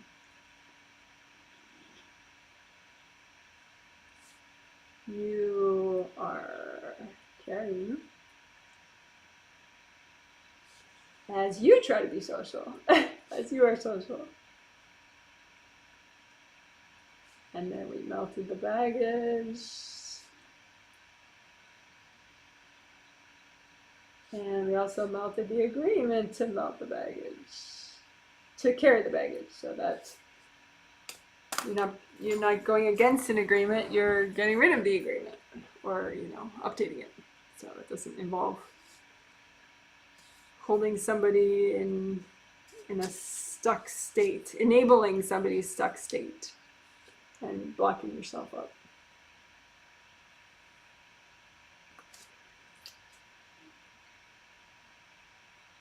One of the last things we're doing, or maybe the last thing, I never know until it's done, but legs. Let's unblock legs. That's always fun. Oh, I had the spine thing up the whole time. That's funny. Legs, legs, legs. I don't have a good illustration of legs. I have this, your hip joints. So I guess that's a start.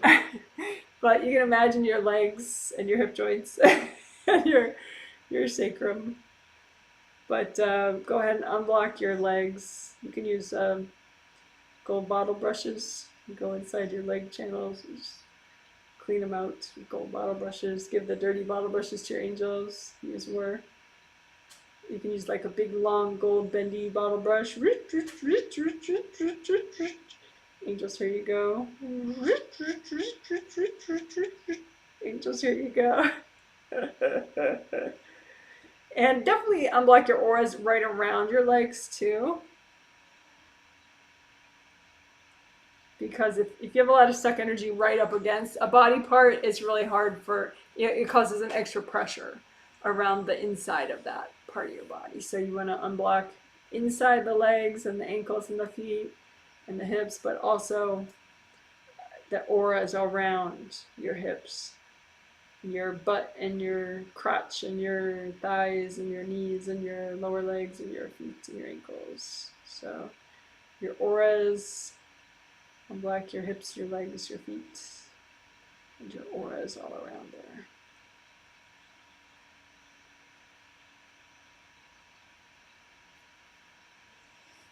All right, that's nice.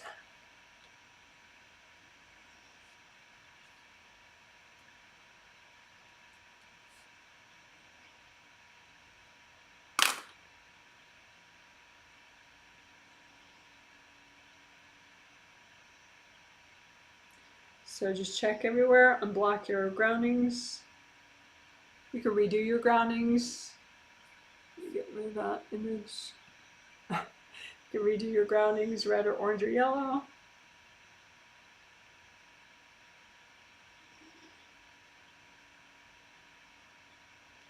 Pick whichever color gives you the best downward flow right now.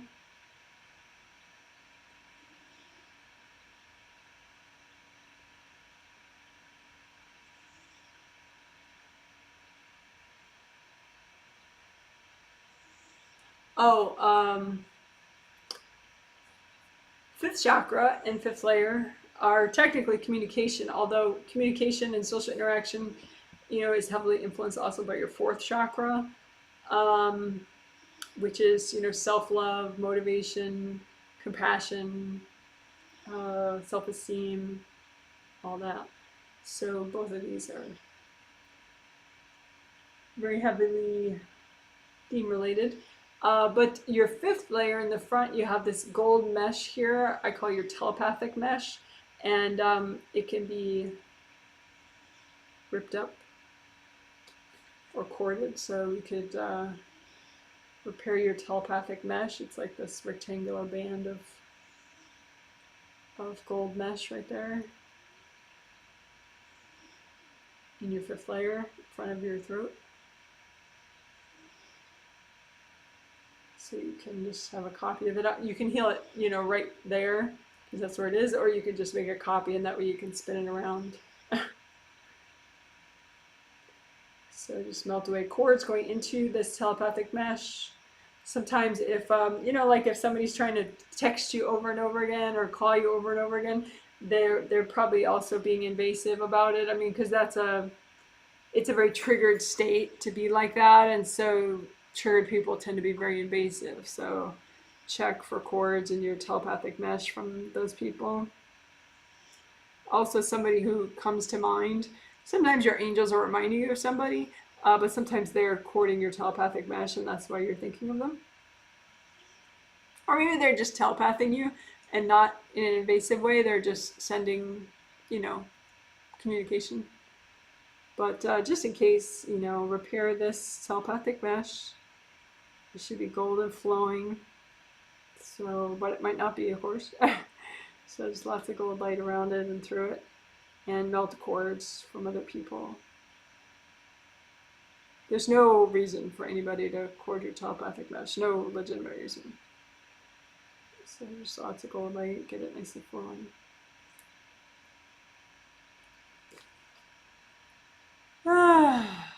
couple deep breaths. Breathe into your body. Breathe into your auras. Breathe into your grounding.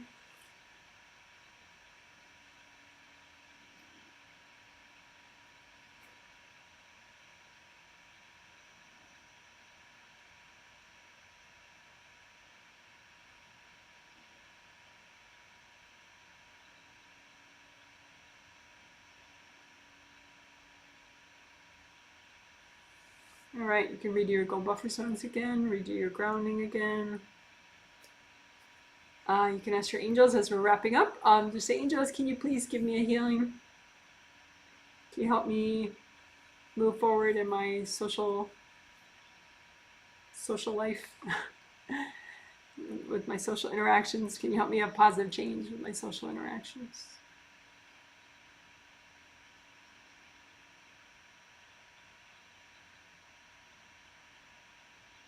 All right, that's the healing. Good job, you're amazing. Woo, woo, woo, woo. Good job.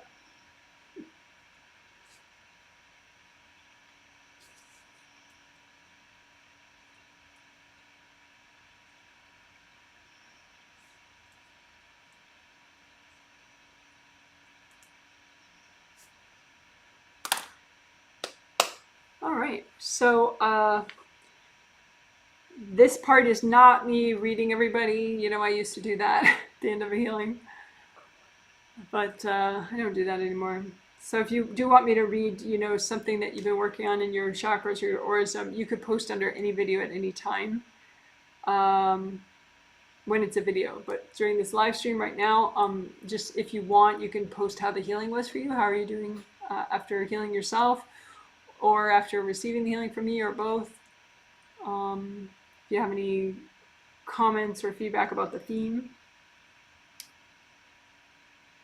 And just to mention, next month, since this is the last September group healing I'm doing, next month, the healings are to help emotions, to help lighten up emotions. So that should be cool. All right, catching up on a couple of comments here.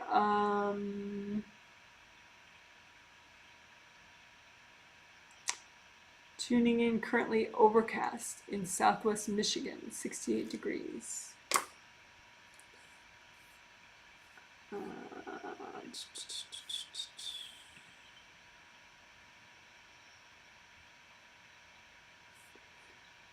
So nobody's commenting. People are speechless. I could tell a quick gardening story then. Trouble in Paradise slightly, but I'll show the gardening video, the gardening slideshow again anyway. I don't have any new ones, but that's ladybug sex right there. I got ladybugs in our garden, and a lot of them are still there, but some of them I think got. I know some of the ladybugs got killed by ants, because ants apparently protect aphids. Like, I got the ladybugs because we have an aphid problem, and aphids, there are different color aphids, different like species of aphids.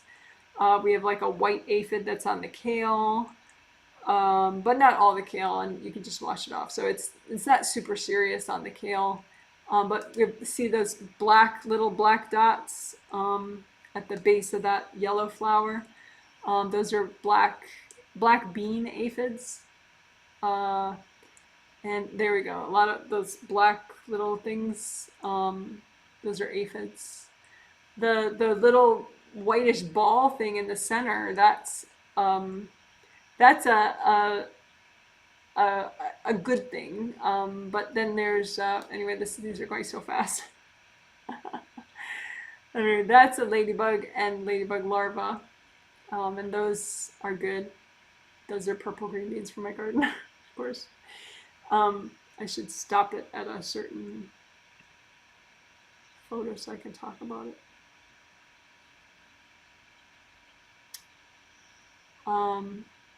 But anyway, so the ants protect these black bean aphids apparently. Or I guess they could protect any aphids, I don't know. But the black bean aphids that we have, they're being protected by at least one ant colony, if not more.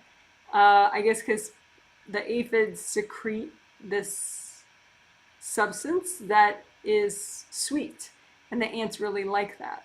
So it's called, the ants farm the aphids. Like they use the aphids to make this substance that they like. Here, I'll freeze it on that one. So those black aphids are being protected, apparently. I didn't understand this really before I got all the ladybugs. So the ants are protecting the black bean aphids, so they're actually willing to kill the ladybugs and the ladybug larvae that eat lots of, because they're trying to eat because the ladybugs want to eat the aphids, which is why I got them. I want them to eat the aphids. So apparently what you have to do, I didn't realize that ants would do that. My husband's like, of course, ants are terrible. I didn't know that ants can kill other bugs. So, but apparently ants are very formidable. So they killed a bunch of the ladybugs, but not all of them. You know, I have ladybugs all over the garden because I got so many. And but in the sort of the ground zero part where there's the most of these black bean aphids, there are a lot less ladybugs than there used to be, because the ants killed them. So now I have to kill the ants, which is like kind of terrible. I was hoping that I wouldn't have to kill anything, you know, and the bugs would just, you know, fix it. But apparently you could buy all the bugs you want and the ants will kill them all in order to save their little favorite sugar producing aphids. So you have to kill the ants and so then all the natural predators can move in and keep everything in balance, you know, and kill enough aphids. So then you have like a good, nice balance in the future, you know. So obviously you still have some ants and you still have some aphids, but it's not like out of control like it is now. Now it's really out of control. Like there's this one area with like, you know, the nasturtium, these plants right here that are so pretty, those are nasturtiums. And there's this one area where they're just like, the nasturtiums are mostly dead because there was too many of these black bean aphids. And the ants are like, you know, holding the ground, you know. So it's really wild. So anyway, so I have this little ant, well, just one right now. I have this little ant bait station that fortunately, I think, it seems like I've asked some experts and only the ants will go for this poison bait, you know. So I don't want to kill all ants in the world, just the ant colony or two that are protecting all the aphids. So there you go, more than you ever wanted to know about ants and ladybugs and aphids. So this lady, she said that, you know, one of the two bug experts that I contacted yesterday, she said that, you know, once I get rid of the one or two ant colonies that are supporting the aphids, then she's recommending this other bug larva that I can buy other than ladybugs. Ladybugs are good, but she likes this other bug even better. So hopefully soon I will be able to get rid of the ants that are protecting the aphids and then hurry up and get that bug, and then it'll all be hunky-dory. The good bugs will keep the bad bugs in check without the killer ants to tip the scales. So anyway, hopefully you didn't mind my little gardening. It's not gardening 101. I mean, it's like more gardening like 301. Advanced gardening with bugs. So anyway, somebody actually commented about the healing. That's nice. So it says, thanks, Janet. I feel really relaxed. The spine clearing was especially great for me. Oh, cool. Very nice. So it says, thank you so much, Janet. You're welcome. Okay, cool. Well, that's what I get for healing everybody's hypersocial parts. Nobody wants to comment now. So I have another comment. Thank you for this healing, Janet. I feel very irritated and angry right now. Wow. Probably my grounding and cords. Yeah, your mom, she's like right in your face. I think she didn't like you. Well, she didn't like getting that you healed your telepathic mesh, because when your telepathic mesh, which we did right towards the end of the healing, when that's healed and flowing and nobody's courting it, then your mind is more clear and calm, and your fifth layer, your fifth chakra just kind of vibe on your own messages and your own, and she gets really triggered when you just have peace, you know and so she's like right here. So yeah, just imagine her and sticky gold wax her, and just wrap her up in gold blankets and give her to the angels. Like she's a baby, but a human adult sized baby.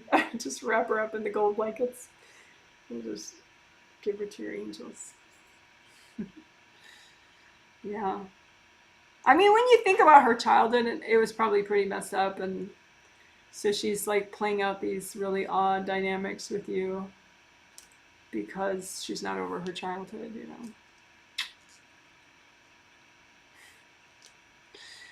Presumably it would be worse without her getting all these healings. I think it would be. But anyway, so hope that makes sense. Hope that helps. Someone says, I feel another nap coming. Thank you. That's funny. All right, you guys are awesome. Let's see. Should we close out with that photo? It is not a bad photo, actually, but let's see what's the photo right after it.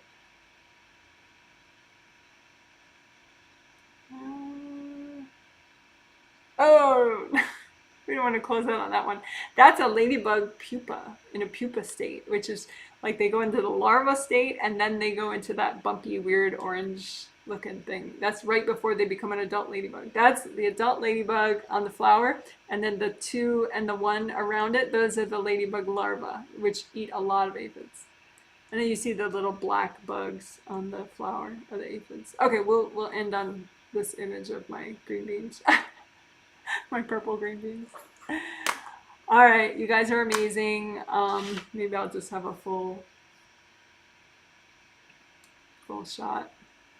Oh yeah, and people like seeing the dogs too. Someone says, feeling really nice and mellow. Thanks, Janet. Oh, good to know. Thanks for the feedback. Alrighty, let me pack up my healing list first, and then I will show my puppies.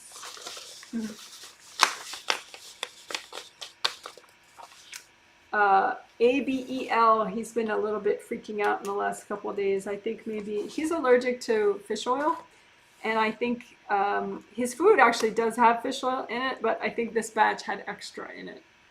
I mean, we don't know for sure, but that's why I think that he's been freaking out extra. But right now he's not freaking out. So there he is right there. He looks so peaceful right now. And there's my other dog, whose name is IZZY. So there you go. Nice little sleeping dog images for you. Okay, so take care. You guys are amazing, and good for you for healing yourself. And some days you might be less motivated. Just don't be hard on yourself, but you can always ask your angels. Angels can give you healing. It's better than nothing, right? All right, bye. Oh, happy fall. It's almost fall, so you can ask your angels to help you have the best fall ever.